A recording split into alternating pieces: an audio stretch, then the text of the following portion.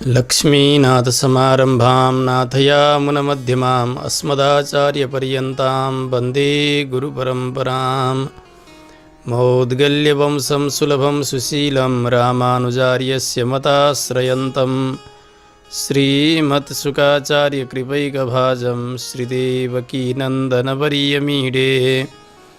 चिदचित्परतत्त्वानां तत्त्वयाथार्थ्यवेदिने रामानुजाय मुनये नमो मम गरीयसे। ज्ञानानन्दमयं देवं निर्मलस्फटिकाकृतिम् आधारं सर्वविद्यानां हयग्रीवमुपास्महे।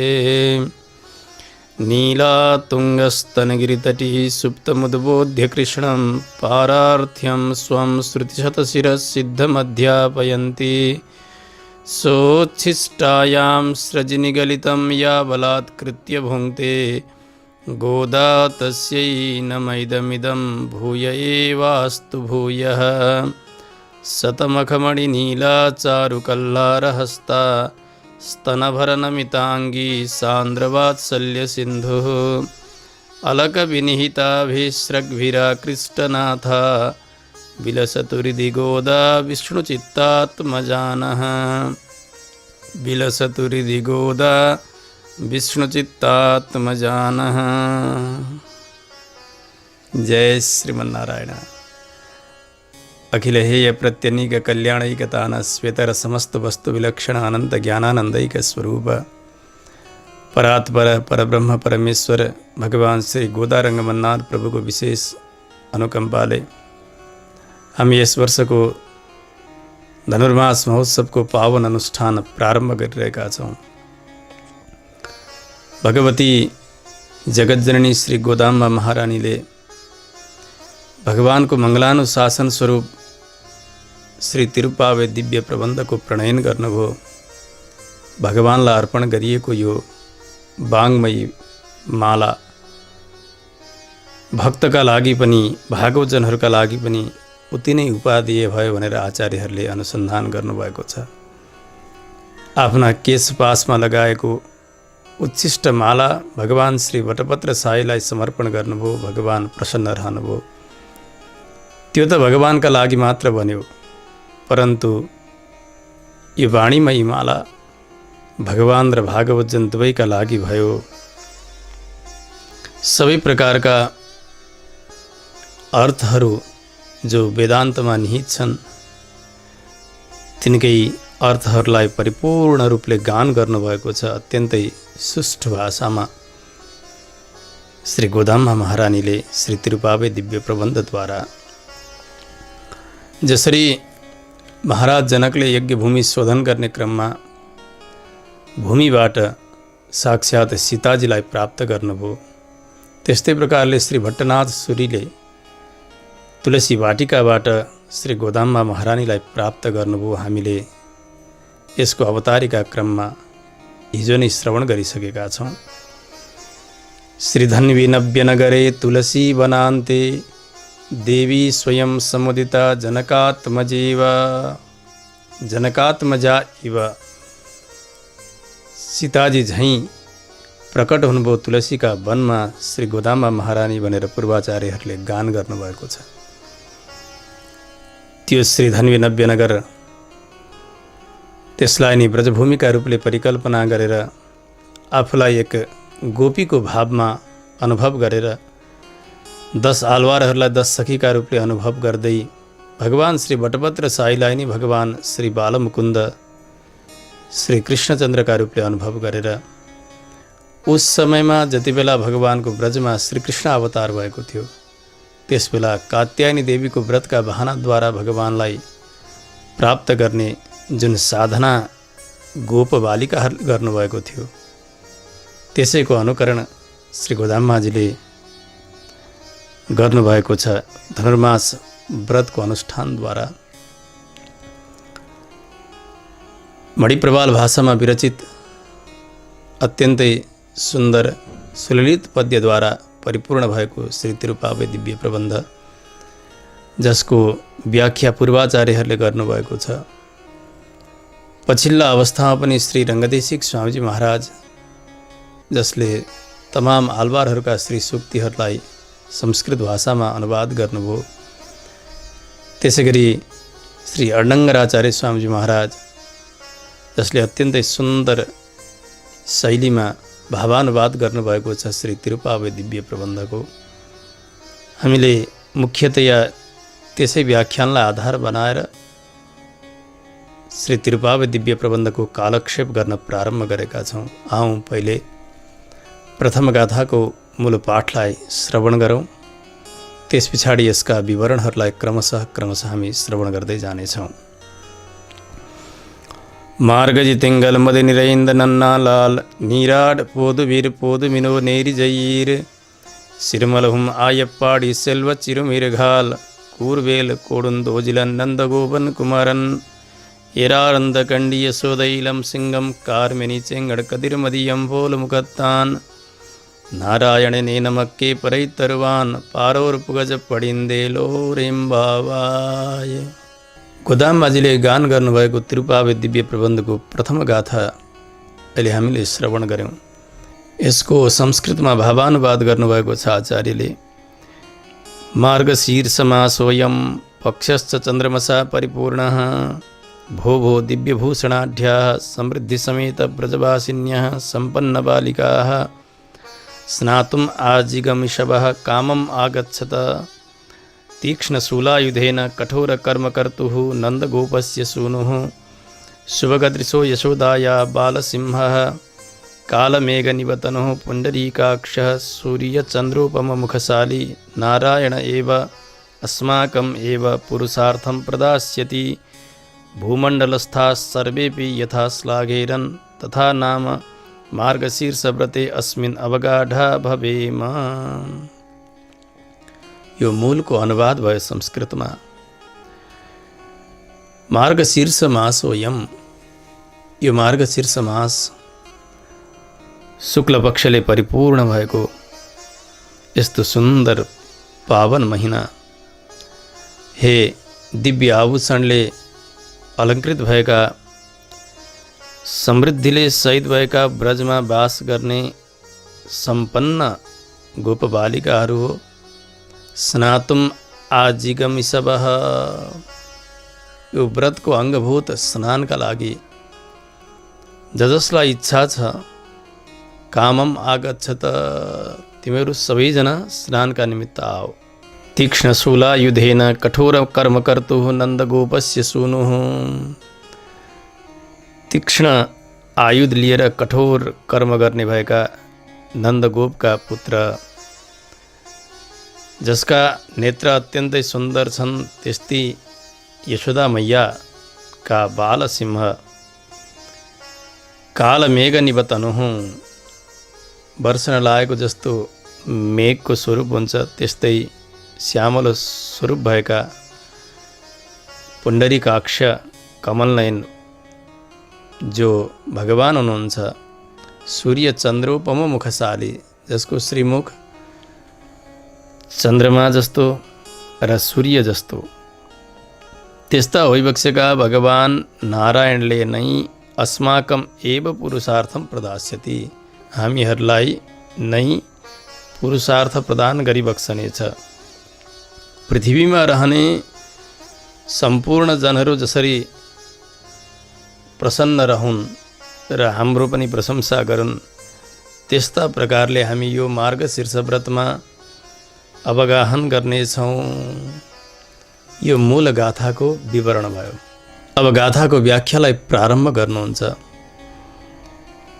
मार्गशीर्ष व्रत विशेषको अनुष्ठान गर्नका निमित्त गोपिनीहरू सहभागी हुने क्रममा आफ्ना गोष्ठीमा एक गोपिनीले अरू गोपिनीहरूलाई आवाहन गर्दै आएकी छन्।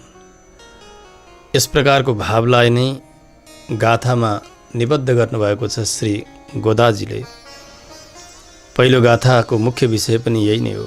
मार्गजी तिङ्गल मदि निरैन्द नन्नालाल इत्यादिद्वारा मार्गशीर्ष महिना प्राप्त भएको छ, त्यसमा पनि शुक्ल पक्ष आएको छ। आज यस पवित्र दिन जसलाई मार्गशीर्ष व्रतमा स्नान गर्ने इच्छा छ, तिमीहरू सबै आओ भनेर सबैलाई आह्वान गरिरहनु भएको छ। भगवान श्रीकृष्ण असीम करुणा राशि हुनुहुन्छ, जसको करुणाको कोही सीमा छैन। यशोदाका पुत्र हुनुहुन्छ, नन्दनन्दन हुनुहुन्छ। त्यस्ता प्रभुले हाम्रो व्रतलाई सफल गराइबक्सनेछ। त्यसो हुनाले कति पनि शङ्का नगरिकन जसलाई यस व्रतमा स्नान गर्ने इच्छा छ तिमीहरू सबै आहो। सबैलाई आह्वान गर्नुभयो गोदादेवीले।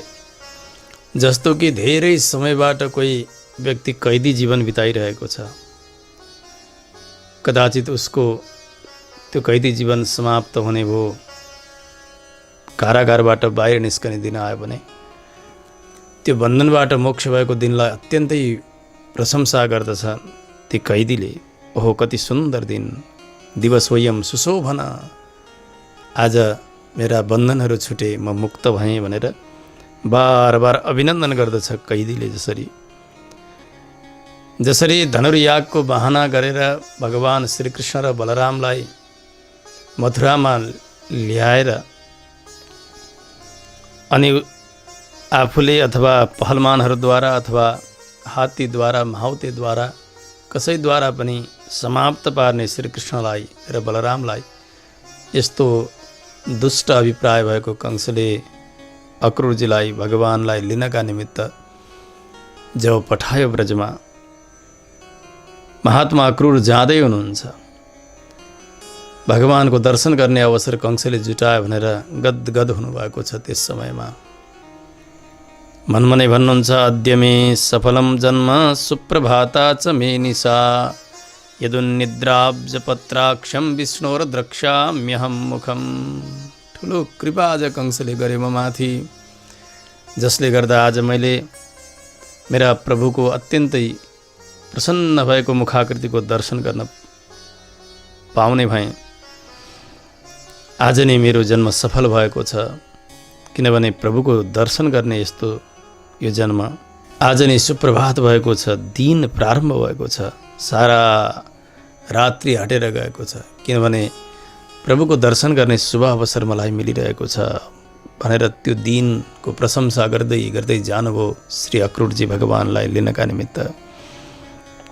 त्यस्तै प्रकारले गोपिनीहरू पनि भगवानका विश्लेषले गर्दा, भगवानसँग केही दिनबाट हुनु परेको वियोगले गर्दा अत्यन्तै दुखी भइरहेका, यो व्रतानुष्ठानका बहानाद्वारा भगवानको श्रीमुखको दर्शन गर्न पाउने अवसर, भगवानको सेवा गर्न चाहने यी गोपिनीहरूका लागि अत्यन्तै मङ्गल दिन जस्तो बनेर आयो। जुन दिन पिताजीहरूले यो व्रतका निमित्त अनुमति दिनुभयो गोपिनीहरूलाई, त्यो दिनको प्रशंसा गोपिनीहरूले धेरै गर्नुहुन्छ। भगवान श्री गीताचार्य पनि 10औं अध्यायमा बताउनुहुन्छ गीतामा, मासानां मार्गशीर्षोऽहं ऋतूनां कुसुमाकरः। आफ्नो विभूति योगको वर्णन गर्ने क्रममा भगवानले भन्नुहुन्छ, म महिनाहरूमा मङ्सिर महिना हुँ। त्यस्तै प्रकारले ऋतुहरूमा म वसन्त ऋतु हुँ भनेर भगवानले बताउनुभयो। त्यस्तो पावन महिना जसलाई भगवानले पनि विशेष प्रशंसा गर्नुभएको छ। स्वयं भगवानको महिना भगवत स्वरूप महिना भएको हुनाले वैष्णवो हि मासो यम, मङ्सिर महिनालाई साक्षात् वैष्णव मास भनेर जान्नुपर्छ। त्यसकारणले यस्तो पवित्रतम महिनाको प्रशंसा आज गोपिनीहरू गरिरहनु भएको छ, किनभने यही व्रतका बहानाद्वारा भगवानको दर्शन गर्ने अवसर हामीहरूलाई मिलिरहेको छ। यो भाव गोपिनीहरूमा जागृत भएको छ। भगवान शयन गरिबक्सेको छ। शयन गरेर जब उत्तरायण प्रारम्भ हुन्छ, भगवानको दिन सुरु हुन्छ। देवताहरूका लागि उत्तरायण दिन हो, दक्षिणायन रात्रि हो। अब दक्षिणायन सकिन लागेको छ। मङ्सिर धनुर्मास सकिँदा सकिँदा पुनः उत्तरायण प्रारम्भ हुन्छ, माघ प्रारम्भ हुन्छ, भगवानको दिन सुरु हुन्छ। त्यस हुनाले अब उज्यालो हुन लागेको समय, सूर्योदय नभइसकेको, सूर्योदयभन्दा पहिले अवस्थालाई ब्रह्म मुहुर्त भनेर बताइन्छ। त्यसकारणले यो ब्रह्म मुहुर्तका सारा कर्महरू अत्यन्तै सत्वगुणलाई बढाउनेवाला हुन्छन्। त्यसकारणले आज भगवानको यो ब्रह्म मुहुर्तका समयमा गोपिनीहरूले यो व्रतको बहानाद्वारा भगवत दर्शन गर्ने यस्तो अभिलाषा गर्नुभएको छ। भगवान श्रीरामको राज्याभिषेकको समय हुन लाग्यो। युवराज पदमा अभिषेक गर्ने यस्तो इच्छा गर्नुभयो दशरथजीले। चैत्र महिना थियो, अत्यन्तै सुन्दर समय, प्रकृति पनि अत्यन्तै पुलकित बनिरहेकी थिइन्। त्यस समयमा भगवानको अभिषेकको लागि तयारी भएको त्यस महिनाको प्रशंसा वाल्मीकि रामायणमा वाल्मीकि महर्षिले अत्यन्तै सुन्दर ढङ्गबाट गर्नुभएको छ। चैत्र श्रीमान अयं मासः पुण्यः पुष्पितकाननः यौवराज्याय रामस्य सर्वमेवोपकल्प्यताम्। दशरथजी भन्नुहुन्छ यो श्रीमान अत्यन्तै सम्पन्न महिना चैत्र महिना आएको छ। पुष्पहरू विकसित भइरहेका छन्। रामको युवराज पदका अभिषेकका लागि चाहिने सम्पूर्ण तयारीहरू गर्नु भनेर भगवानको अभिषेकका लागि सारा मन्त्रीहरूलाई, सचिवहरूलाई, गुरुजनहरूलाई आज्ञा प्रदान गर्नुहुन्छ महाराज दशरथजीले। श्री रामचन्द्र यौवराज्याभिषेक मनोरथ समयोपस्थित चैत्र मासः उपलालनवद् इहापि मासोपलालनम स्थाने। जसरी भगवानको राज्याभिषेकका निमित्त चैत्र महिना आयो त्यसको प्रशंसा गरियो, यहाँ पनि यसै गरी भगवत दर्शनका निमित्त सहज बनेको यो महिनाको प्रशंसा गोपिनीहरूले गरिरहनु भएको छ। माङ्गलिक कार्य गर्नुपर्दा शुक्ल पक्षमा गर्ने, त्यसमा पनि अत्यन्तै पवित्रतम नक्षत्र भएका दिन गर्ने शास्त्रले यसरी बताउँछन्। आपूर्यमाणे पक्षे पुण्य नक्षत्रे कर्तव्यम। त्यसबेला गरिएका अनुष्ठानहरू सफल हुन्छन्, शास्त्रको आज्ञा छ। त्यस्तै प्रकारले यो पुण्य महिना अत्यन्तै पवित्रतम, जसमा शुक्ल पक्ष पनि परिपूर्ण भएर आएको छ।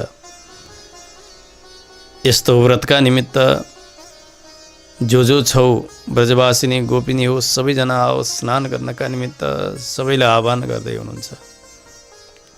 यहाँ मार्गशीर्ष मास भनियो, परन्तु धनुर्मास पनि यसलाई भनियो। यो कसरी हुन सक्छ यस विषयमा पनि हामीले जान्नुपर्छ। जस्तो कि काहीँ समयको कालको गणना हुन्छ, महिनाको गणना हुन्छ सौरमान अनुसार। सौरमान सङ्क्रान्तिबाट प्रारम्भ भएर मासान्तमा सिद्धिन्छ। चान्द्रमान शुक्ल पक्ष र कृष्ण पक्षका हिसाबले दुई पक्षको व्यवहार हुन्छ। एक गते नै कृष्ण पक्ष प्रारम्भ हुन्छ, यो कोही ठेगाना हुँदैन। अनि अर्को महिनासम्म पनि चान्द्रमान अनुसारको महिना प्रवेश गर्न सकेको हुन्छ। त्यसकारणले दक्षिण भारतमा विशेष गरिकन चान्द्रमास अनुसारले तिथिका गणनाहरू, दिनको गणना भएको हुनाले जसरी यस वर्षमा पौष लागिसक्दा पनि मङ्सिर महिना, मङ्सिरको शुक्ल पक्ष चलिरहेको छ। यसै गरिकन सौरमान अनुसारले यहाँ हामीहरूले व्यवहार गर्छौँ पुष महिना भनेर। चान्द्रमान अनुसारले व्यवहार गर्दाखेरि त्यही पुष महिनामा केही दिनसम्म मङ्सिर महिनाका केही तिथिहरू, केही दिनहरू प्रवेश भएका हुन्छन्। त्यसकारणले गोदाममाझीको दक्षिण भारतमा अवतार भयो। उहाँको पञ्चाङ्ग अनुसार, उहाँको समय तालिका अनुसार नै यहाँ वर्णन गर्नुहुन्छ। यसोस्ले धनुर्मास भन्नु पनि उपयुक्त छ अनि मार्गशीर्ष मास भनेर भन्नु पनि उपयुक्त छ। त्यस समयमा जति बेला प्रबन्धको रचना गर्नुभयो श्री गोदादेवीले, उस समयमा मार्गशीर्ष महिनाको शुक्ल पक्ष पौष महिनामा प्रवेश गरेको हामीले बुझ्नुपर्छ। त्यसो हुनाले मार्गशीर्ष व्रत भन्नु अथवा धनुर्मास व्रत भन्नु यी दुवै युक्तिसङ्गत छन्। यो कुरा हामीले राम्रोसँग बुझ्नुपर्छ। यस्तो पवित्रतम महिना मार्गशीर्ष महिना, यस्तो समय आइसकेपछि के गर्नुपर्छ त? यस्तो अपेक्षामा बताउनुहुन्छ। स्नानम चिकिर्षितम, हामीले स्नान गर्नेछौँ, व्रतको अङ्गभूत स्नान गर्नेछौँ। जसलाई स्नान गर्नका निमित्त इच्छा छ, स्नातुम आजिगमी सभा इत्यादिद्वारा यहाँ बताउन प्रारम्भ गर्नुहुन्छ। मार्गशीर्ष व्रतको अङ्ग स्नान नै यहाँ बताउन खोजिएको हो। यो त एउटा बाह्य अर्थ हो, परन्तु यसको अत्यन्तै भित्री अर्थ चाहिँ हो भगवत अनुभव रूपी स्नान। भगवत अनबुभुषा एव सत्यम अन्तरङ्गार्थः। भगवत चिन्तन भगवत अनुभव नै यो आन्तरिक अर्थ हो, यसको स्नानको अर्थ। किनभने शास्त्रले यही भन्छन्, एष ब्रह्म प्रविष्टोस्मि ग्रीष्मे शीतमिव ह्रदम। ब्रह्म एक प्रकारको ह्रद, ह्रद भनेको तलाउ, शीतल जलले युक्त भएको तलाउ हुनुहुन्छ भगवान। संसारमा आध्यात्मिक आदि भौतिक आदि दैविक आदि गरेका तापहरू छन्। संसारमा यी त्रिविध तापले आक्रान्त भएको चेतन जति बेला त्यो साक्षात् परब्रह्म रूपी तलाउमा स्नान गर्न पुग्छ, अत्यन्तै शान्त हुन्छ, अति आनन्दी हुन्छ भनेर ब्रह्मानुभव गर्ने यस्ता ज्ञानीहरूको यस्तो वचन मिल्दछ। शास्त्रले यही बताउनु भएको छ। श्री कुलशेखर आलवार मुकुन्दवाला स्तोत्रमा पनि यही नै बताउनुहुन्छ। करचरण सरोजे कान्ति मन्नेत्र मीने श्रममुसि भुज बीची व्याकुले गाध मार्गे हरिसरसि विगाह्या पीय तेजो जलौघम भवमरु परिखिन्न क्लेश मध्य त्यजामी। भगवान का चरण र भगवान का हस्तकमल यी दुई कमलका रूपले रहेका छन्। हरिसरसी भगवान श्री हरि रूपी तलाउमा कमल खिलेका हुन्छन्, माछा हुन्छन्, त्यहाँ अनेक प्रकारका तरङ्गहरू आएका हुन्छन्, सुन्दर जल हुन्छ। यसको सुन्दर वर्णन गर्दै आलवारले बताउनुहुन्छ, भगवानका श्रीचरण र भगवानका हस्तकमल यी दुई कमलका रूपले खिलिरहेका छन्। कान्तिमन नेत्र मीने अत्यन्तै कान्तिले युक्त भएका भगवानका दुई नेत्र छन्, तिनीहरू नि माछाका रूपले रहेका छन् हरिरूपी तलाउका। त्यसै गरी भगवानको स्वयं श्री विग्रहको तेज नै सुन्दर जलका रूपले रहेको छ, जुन जल पान गरिसकेपछि अत्यन्तै प्यासले आक्रान्त भएको चेतन पनि शान्त बन्दछ, प्यास रहित बन्दछ। संसाररूपी मरुभूमिमा यात्रा गरिरहेको अनि त्यो प्यासले आक्रान्त भएको चेतन, त्यो चेतन हरिसरसी विगाह्या पीय तेजो जलौघम भगवानको श्री तेज रूपी जललाई पान गरेर त्यो आफ्नो प्यासलाई बुझाउँछ, नाश गर्छ। जसरी आलवारले अनुभव गर्नुभएको छ, यहाँ पनि त्यही नै जान्नुपर्छ कि भगवत अनुभव रूपी स्नान, भगवत चिन्तन रूपी स्नानलाई नै यहाँ विशेष लक्ष्य गर्नुभएको हो। गोपीहरू भगवान श्रीकृष्णका नजिक जानुभयो, त्यो जानका निमित्त यो व्रत एउटा ब्याज मात्र बन्यो, बहाना मात्र बन्यो। किनभने गोपिनीहरू कात्यायनी देवीको व्रतलाई मुख्य प्राथमिकता दिइरहनु भएको छैन। त्यो व्रतका बहानाद्वारा जसोतसो भगवान श्रीकृष्णसँग मिल्ने यो नि उहाँहरूको परम ध्येय छ। भगवान बढ्दै जानुभयो, भगवान अत्यन्तै चलाक हुनुहुन्थ्यो, चञ्चल हुनुहुन्थ्यो। त्यो अवस्था अनि यता गोपकुमारीहरू उनीहरूको पनि बढ्दो अवस्था। अब यिनीहरू युवती हुँदै जाँदैछन्, भगवान पनि बढ्दै जाँदै हुनुहुन्छ। गोपवृद्धहरूले यसो विचार गर्नुभयो, यो कृष्ण त साह्रै नटखट छ, चञ्चल छ, त्यस कारणले यसलाई एकातिर र हाम्रा छोरीहरूलाई अर्कातिर थुनेर राखिदिनुपर्छ भनेर आफ्ना पिताहरूले आफ्नी कन्याहरूलाई भगवानसँग जान नदिनका लागि आफ्ना घरमा कैदी जस्ता बनाएर राखेका छन्। परस्परम मुखावलोकन प्रसक्तिरपि नाभूत। पूर्वाचार्यले बताउनुहुन्छ, भगवानको मुख हेर्न पनि पाएका छैनन् यी गोप बालिकाहरूले, न भगवानले यिनीहरूलाई देख्न पाउनु भएको छ। समय हुँदै गयो, अब यस्तो भयो कि गोपिनीहरूको र भगवान श्रीकृष्णको परम भाग्यको उदय हुने समय आयो। इन्द्रले वर्षा बन्द गरिदिए ब्रजभूमिमा। वर्षा नभइसकेपछि हाहाकार हुन लाग्यो, किनभने गाई पाल्ने, खेती गर्ने यी गोपहरू, यिनीहरूका लागि वर्षा अत्यन्तै अपेक्षित हुने। समय समयमा वर्षा भएन भने न अन्न, न बाली, न घाँस, न पशुहरूले पान गर्ने जल, अत्यन्तै ठुलो अनिष्ट प्रारम्भ हुन लाग्यो। वर्षा छैन, हाहाकार हुन लाग्यो। एक समय सारा गोपहरू भेला भएर सल्लाह गर्नुहुन्छ, अब के गरौँ, के हुन आँट्यो, यो वर्षा भएन। सबैले भन्नुभयो एउटा व्रत गर्नुपर्छ, ब्रजकी अधिष्ठात्री देवी कात्यायनी देवीको आराधना गर्ने भने ब्रजमा अवश्य पनि सुभिक्षा प्रारम्भ हुनेछ, मेघले वर्षा गर्नेछन्, अन्न बालीहरू प्रशस्त हुनेछन् भन्ने यस्तो निर्णय भयो गोपहरूको। त्यसबेला एउटा प्रश्न भयो, अब के गर्नुपर्छ त? कात्यायनी देवीको व्रत, त्यो व्रत कसले गर्ने, त्यसका विधानहरू के छन् सोध्यो। यो सबै जान्ने त श्रीकृष्ण छ, सबैले भनिदिए। भगवानले भन्नुभयो बिहानै ब्रह्म मुहुर्तमा उठ्नुपर्छ, अनि बालिकाहरूले गर्नुपर्छ यो व्रत, यमुनाजीमा गएर स्नान गर्नुपर्छ, स्नान गरेर पवित्र भएर कात्यायनी देवीको पूजन गर्नुपर्छ उज्यालो नभइकन। भगवानका वाणीको सबैले अनुमोदन गर्दछन्। ठिक छ, अब यी बालिकाहरूले गरिएको व्रत नै अत्यन्तै फलीभूत हुन्छ, तर अलिकति रात छँदै उठ्न पर्ने, यमुनाजीमा गएर स्नान गर्न पर्ने, यिनीहरूको रक्षा चाहिँ कसले गर्छ नि? अनि यो विधि विधान सबै कसले पुरा गरिदिन्छ यिनीहरूको? एक गोपले भन्नुभयो यो सबै जान्ने त श्रीकृष्ण नै छन्।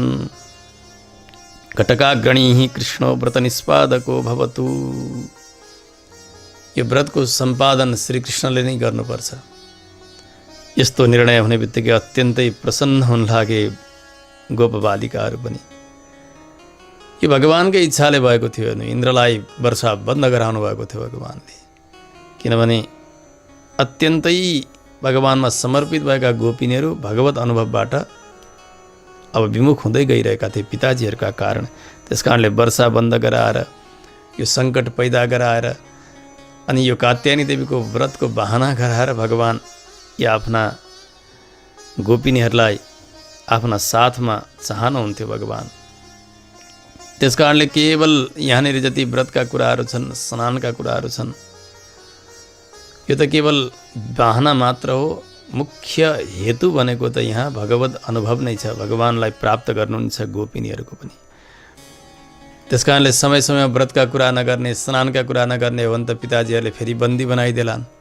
त्यस कारणले गोपिनीहरू व्रतका कुरा पनि गरिरहनुहुन्छ। तदर्थम व्रत स्नान आचरण प्रसङ्ग मध्ये मध्ये भवति तावत। बीचबीचमा स्नान गर्न जाने अनि व्रतका विधिहरू यस्ता छन् भनेर त्यसका प्रसङ्गहरू गरिरहनुहुन्छ गोपिनीहरू।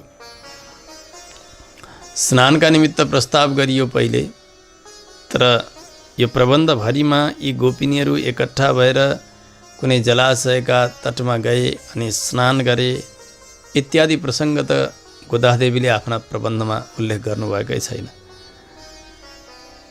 किनभने भगवान साक्षात् नीला बल्लभ हुनुहुन्छ। त्यस्ता प्रभु श्रीकृष्णका सन्निधिमा पुगेर आफ्नो अनन्यार्हतालाई मात्रै निवेदन गरिरहेका छन्। सदैव भगवानका साथमा भगवानको कैङ्कर्य गरेर रहन पाऊँ भन्ने यो अभिरुचि मात्र, नित्य कैङ्कर्यको श्रद्धा मात्र विज्ञापन गरिरहेका छन् यी गोपिनीहरू। र त्यही नै गर्छन्, भगवानका सन्निधिमा पुगेर आफ्नो मनोभाव भगवानमा समर्पण गरेर मङ्गलानुशासन गरेर अत्यन्तै कृतकृत्य भएको अनुभूति गर्दछन्। त्यही प्रसङ्ग मात्र यस प्रबन्धमा आउँछ। यसैबाट जान्नुपर्छ कि यो स्नान प्रस्ताव केवल भगवत अनुभवको कुतूहलता मात्र हो। यो दिव्य प्रबन्ध व्यङ्ग्यर्थ प्रदान हो। यसमा धेरै धेरै प्रकारका अर्थहरू, जसलाई व्यङ्ग्यार्थ भनिन्छ, स्वापदेशार्थ भनिन्छ, ध्वन्यर्थ पनि यसको नाम हो। यस प्रकारका अर्थहरूद्वारा नै यो दिव्य प्रबन्धको मूल मर्मलाई जान्न सकिन्छ। गोपिनीहरूलाई सम्बोधन गर्दै भन्नुहुन्छ गोदामाजी, भो दिव्य भूषणाढ्या, हे दिव्य आभूषणले अलङ्कृत भएका गोपिनीहरू हो। यस सम्बोधनको तात्पर्य यहाँ बताउनुहुन्छ कि भगवान श्रीकृष्णको संश्लेष, भगवानसँग गएर मिल्नु, त्यो प्रस्ताव मात्रैले पनि गोपिनीहरूको सारा शरीरका रोमावलीहरू खडा हुन्थे। किनभने कुनै अत्यन्तै आफूले चाहेको चिज अथवा त्यस्तो चिज मैले पाउँदैछु भन्ने हो भने हामी हर्षले एकदम विभोर हुन्छौँ, हाम्रा शरीरका रोमहरू रोमाञ्चित हुन्छन्।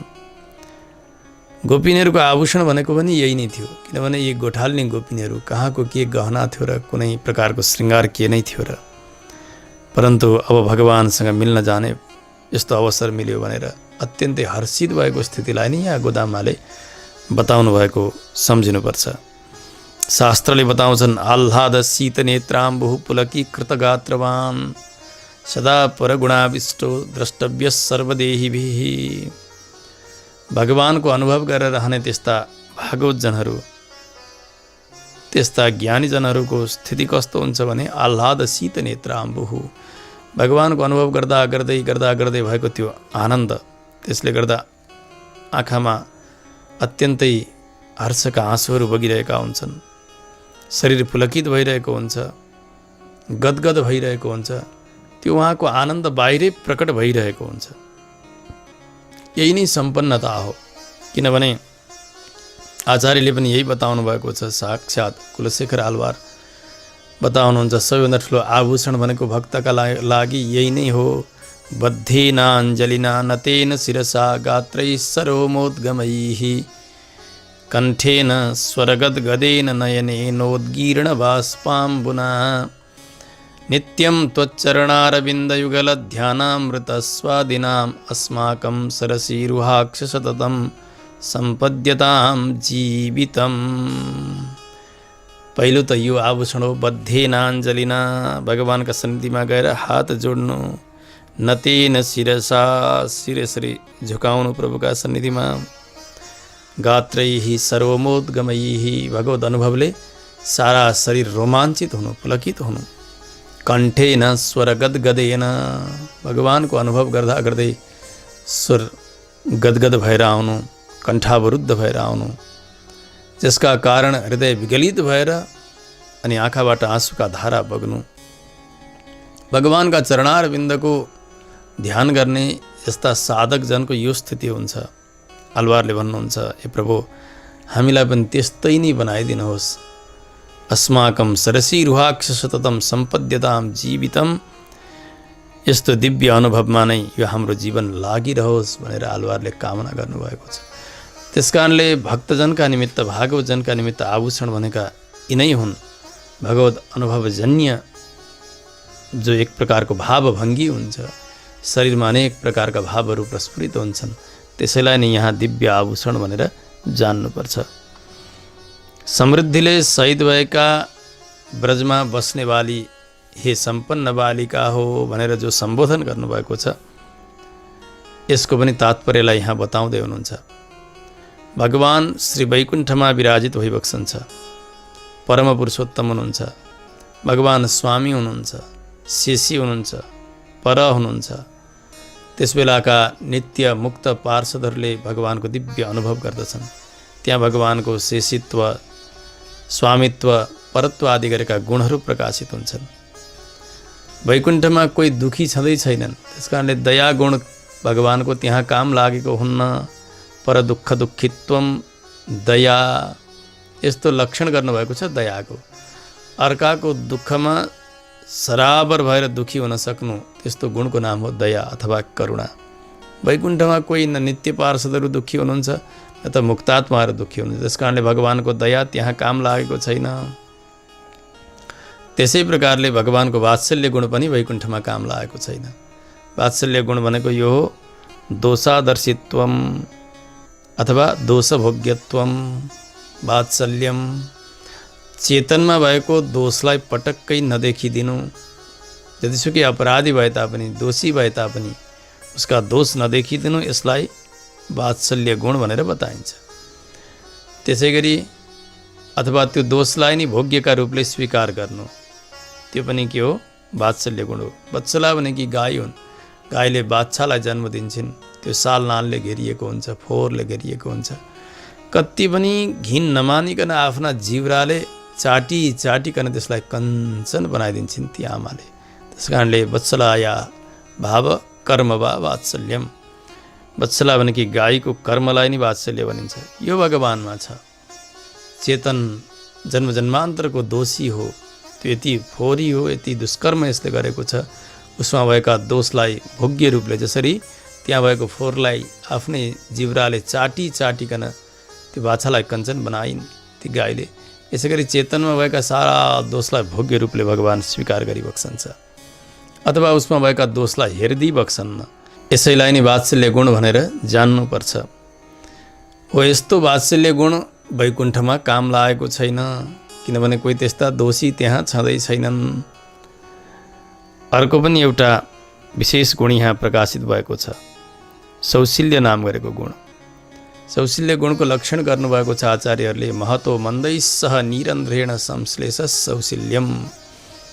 अत्यन्तै ठुलो भएर सानाभन्दा सानासँग पनि कति भेद नगरिकन मिल्ने गुणको नाम हो सौशील्य गुण। भगवान् त्यस्तै हुनुहुन्छ। परब्रह्म परमात्मा श्रीमन्नारायण प्रभु आज गोप बालक बनेर अवतार लिनुभएको छ।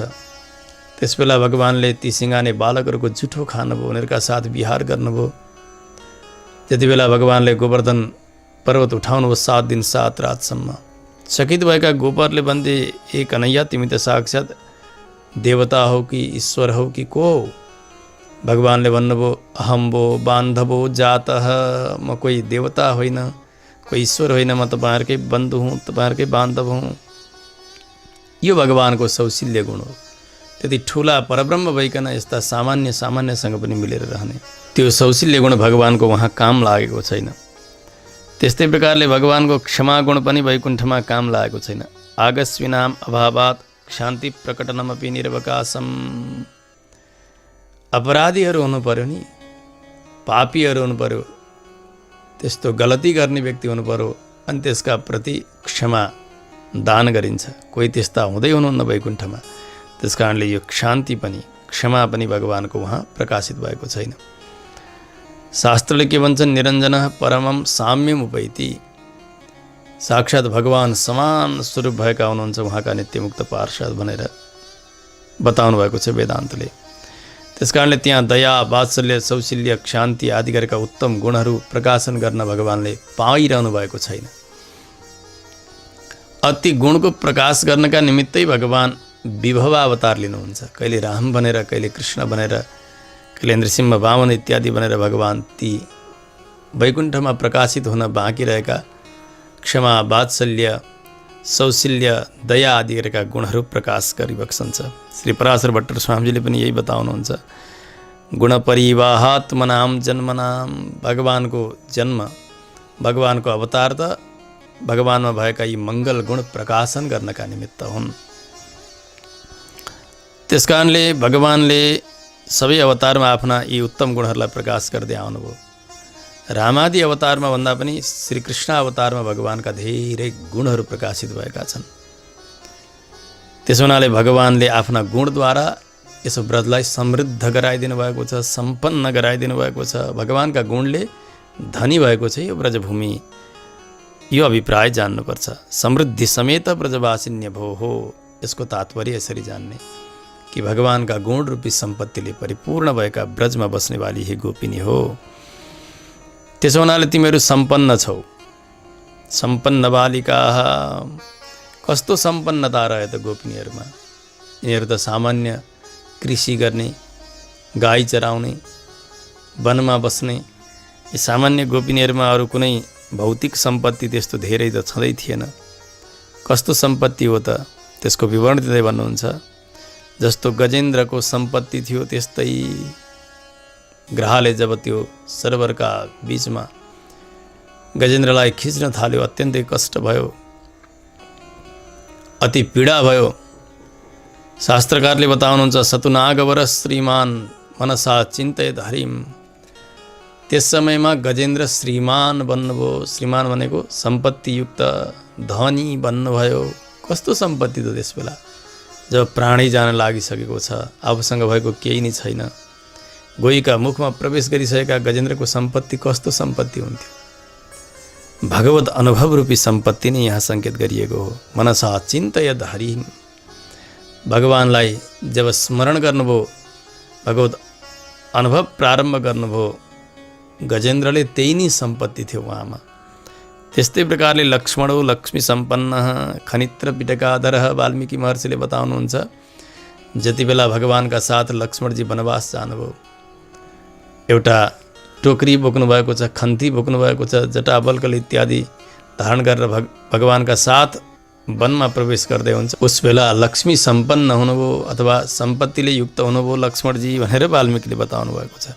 खनित्र पिटकादि धरणशील लक्ष्मण विषय। त्यस्तै प्रकारले जति बेला रावणले आफ्ना राज्यबाट निकालिदियो विभीषणजीलाई, विभीषणजीले त भन्नुभयो दाजु तपाईँले नगर्ने काम गर्नुभएको छ, राम सामान्य मनुष्य हुनुहुन्न, धर्मकै कुरा गर्ने हो भने पनि अर्काकी पत्नी यसरी हरण गरेर लिएर आउन मिल्दैन। त्यसो हुनाले प्रदीयताम दाशरथाय मैथिली जानकी रामजीलाई फिर्ता दिनुहोस्, यसैमा तपाईँको भलो छ भनेर सम्झाउनु भयो विभीषणजीले। त्यसबेला खुब धिक्कार्यो, पिट्यो विभीषणजीलाई र आफ्ना देशबाट निकालिदियो रावणले। विभीषणजी 4 मन्त्रीहरूलाई साथ मिलेर आकाश मार्ग गरेर आउनुहुन्छ समुद्रका वारीपट्टि, जहाँ भगवानले ठुलो छाउनी तयार गरेर बस्नुभएको छ। वाल्मीकि महर्षिले बताउनुहुन्छ त्यसबेला अत्यन्तै सम्पन्न भएर आउनुभयो विभीषणजी। अन्तरिक्षगत श्रीमान, अन्तरिक्षमा आकाशमा आएका विभीषणजी अत्यन्तै सम्पत्तियुक्त हुनुभयो, यसरी बताउनु भएको छ। कस्तो सम्पत्ति त त्यहाँ भन्दा यहाँ बताउनुहुन्छ भगवद्दास्यैक निष्ठा गरिष्ठत्वात्मकम तादृशमेव सम्पन्नत्वम इहापि वल्लवीषु विवक्षितमिति वेदितव्यम। भगवत दासता रूपी, भगवत कैंकर्य रूपी, भगवत सेवा रूपी सम्पन्नताले परिपूर्ण हुनुभयो उहाँहरू सबै। लक्ष्मणजी पनि भगवानकै कैंकर्यका निमित्त बन्न जानुभयो। उहाँले भन्नुभयो अहम सर्वम करिष्यामि जाग्रतस्वपतश्च ते।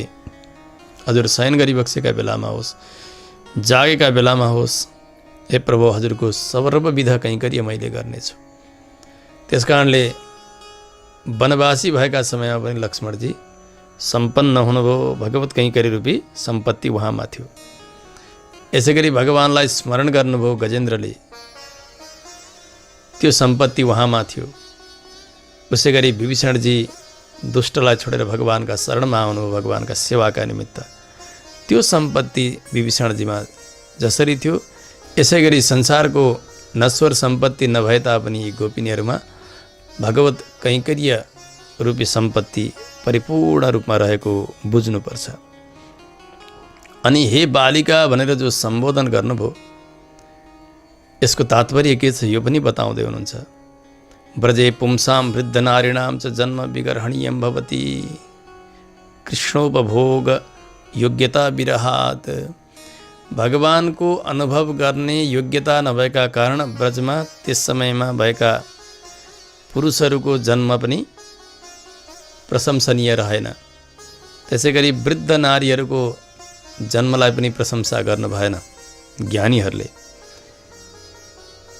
किनभने भगवानको समान न अवस्था छ, न त पुरुष भएर पुरुषको त्यो सौन्दर्यको उति राम्रोसँग अनुभव पनि गर्न सकिन्छ।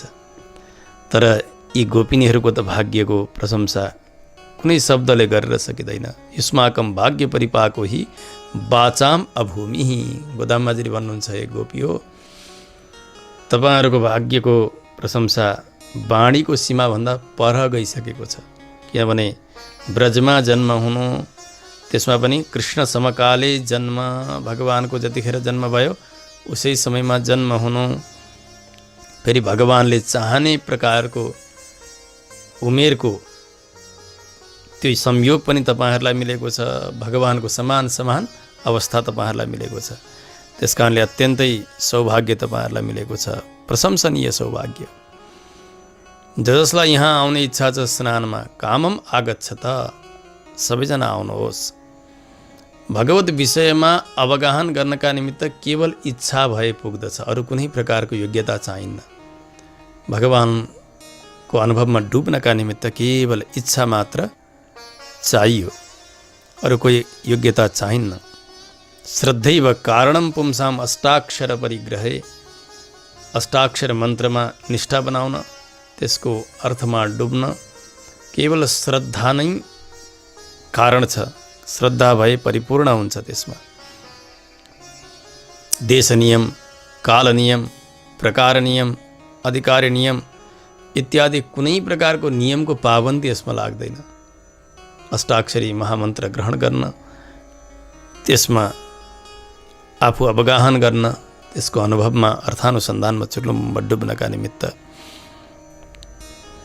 किनभने भगवत शरणागतिका निमित्त अरू कोही प्रकारको योग्यता चाहिन्न, केवल श्रद्धा भए पुग्छ। वाल्मीकि महर्षिले पनि बताउनु भएको छ। जति बेला जानकीजीलाई हरण गरेर लिएर गयो रावणले, समय समयमा आउँथ्यो, आएर अनेक प्रकारको वाचिक यातनाहरू दिन्थ्यो रावणले। कहिले राक्षसीहरूद्वारा भनाउँथ्यो, कहिले स्वयं आउँथ्यो। एक समय स्वयं आयो सीताजीका नजिकै, आएर अनेक प्रकारले सीताजीलाई फकाउन प्रारम्भ गर्छ, काहीँ धम्क्याउँछ भने उसले। सबै कुरा सुन्दै सुन्दै जानु सीताजी अन्तिममा रावणलाई भन्नुभयो, हे रावण, तँलाई अझै बाँच्ने इच्छा छ भने जा, मेरा प्रभु श्रीराम सबै प्रकारका अपराधीलाई शरणमा लिनेवाला हुनुहुन्छ। उहाँ किनभने धर्म जान्नेवाला हुनुहुन्छ। अझै त कुलको कौशल चाहन्छस्, आफ्नो मङ्गल चाहन्छस्, तँलाई बाँच्ने इच्छा छ भने जा भगवानका शरणमा। विदित सही धर्मज्ञ शरणागत वत्सलः, तेन मैत्री भवतु ते यदि जीवितुमिच्छसि। त्यस्ता भगवानको प्रतिकूल भएको दुष्ट महापापी रावणलाई पनि भगवत शरणागतिका निमित्त आह्वान गर्नुहुन्छ माता जानकी। त्यस्ता दुष्टलाई त शरणागतिमा भगवत अनुभवमा अधिकार छ भने यी गोपिनीहरूको त के कुरा भएर, यसमा के आश्चर्य मान्नुपर्छ र, जसको जन्म नै भगवत अनुभवका निमित्त भएको छ।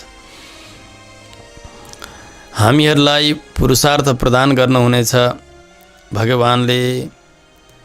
तर त्यस्ता भगवान को हुनुहुन्छ? नारायण, नारायण हुनुहुन्छ। त्यस्ता नारायण नन्दगोपका पुत्र हुनुहुन्छ, यशोदाका बाल सिंह हुनुहुन्छ भनेर यहाँ बताइयो।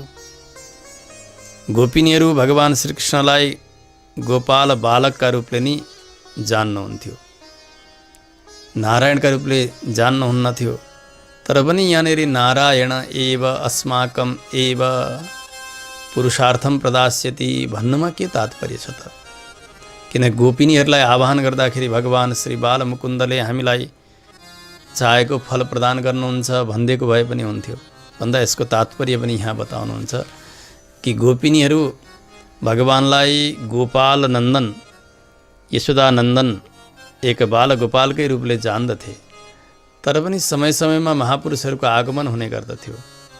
धेरै धेरै ज्ञानीहरू, ऋषिहरू, गर्ग आदिका ऋषिहरू, नारदजीको पनि आगमन भइरहन्थ्यो ब्रजमा। उहाँहरूका श्रीमुखबाट गोपिनीहरूले सुन्नुभएको थियो, एष नारायण श्रीमान क्षीरार्णव निकेतनः नागपर्यङ्कमुत्सृज्य ह्यागतो मथुराम पुरीम। भगवान स्वयं नारायण हुनुहुन्छ, लक्ष्मीपति हुनुहुन्छ, क्षीरसाई हुनुहुन्छ।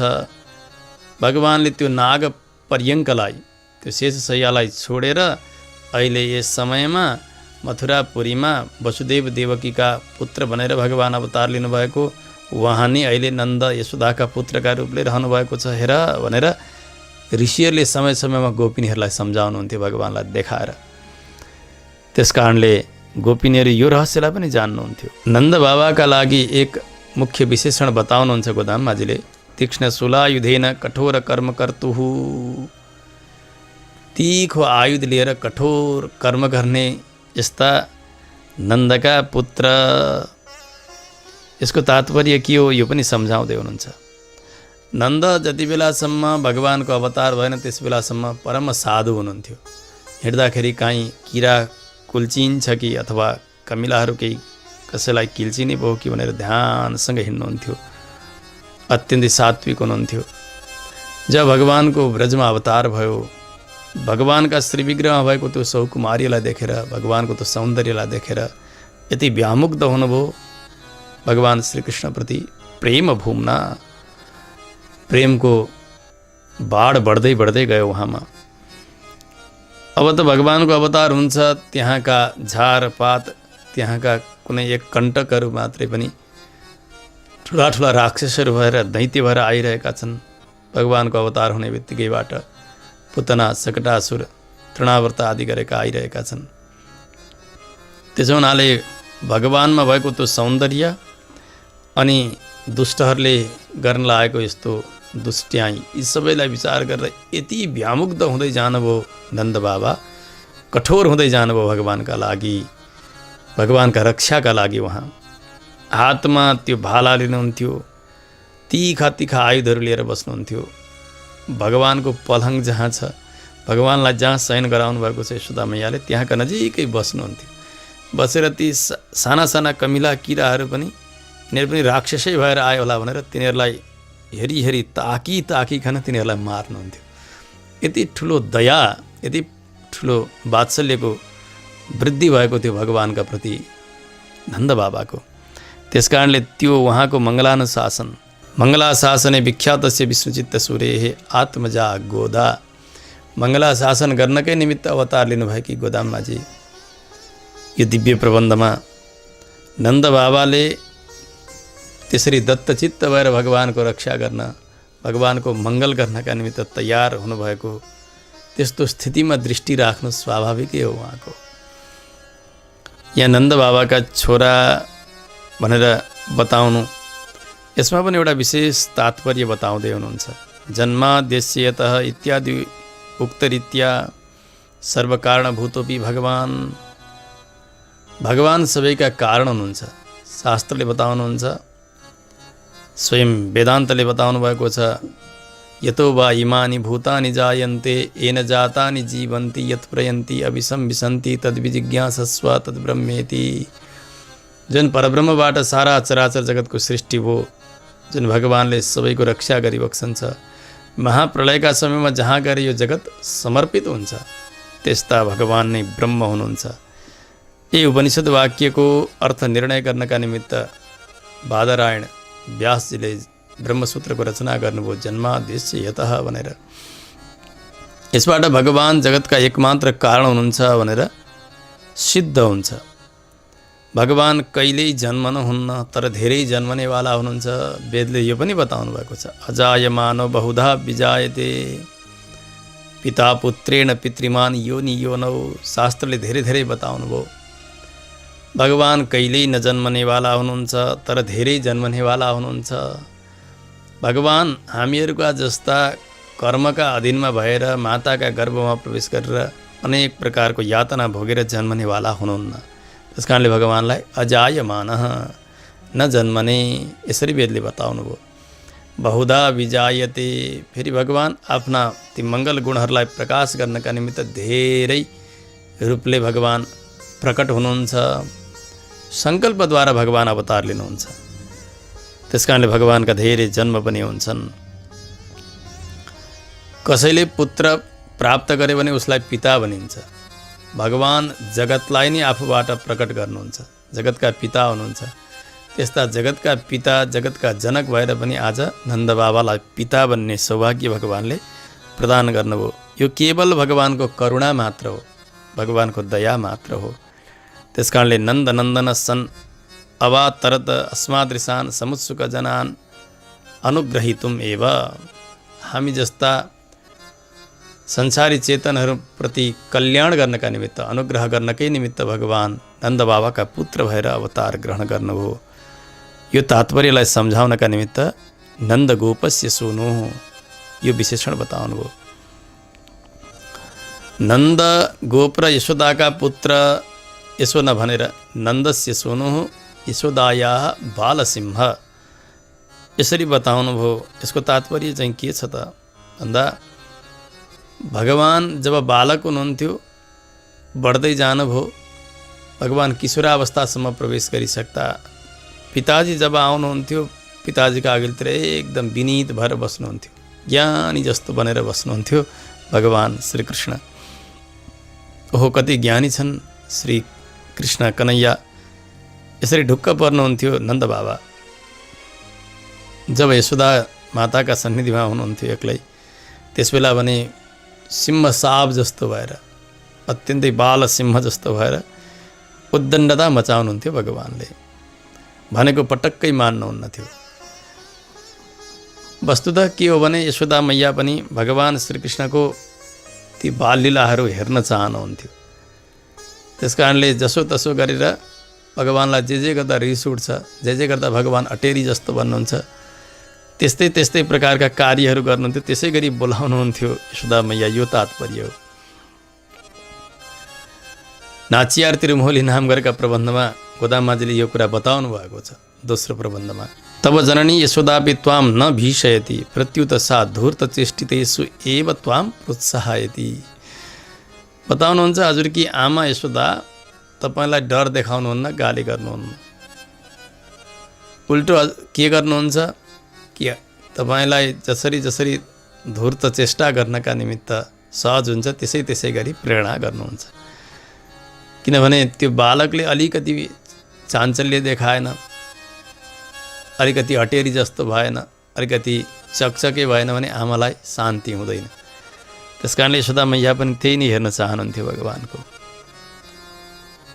यशोदाका नयन अत्यन्तै सुन्दर छन् भनेर बताउनु, यसको तात्पर्य पनि यहाँ बताउनुहुन्छ कि यशोदा मैयाकै नयन त सुन्दर भए नि, किनभने जसले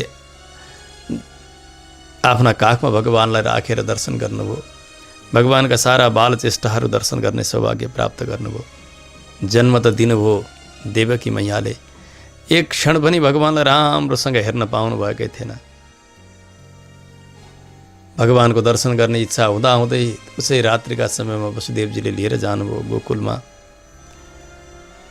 भगवानका ती अतिमानुष लीलाहरू, भगवानका ती चेष्टाहरू, ती बाल लीलाहरू कति हेर्ने इच्छा थियो देवकी मैयालाई। अति विक्रम प्रतापाञ्च न मनाकपि अवेक्षितुम अविन्दत।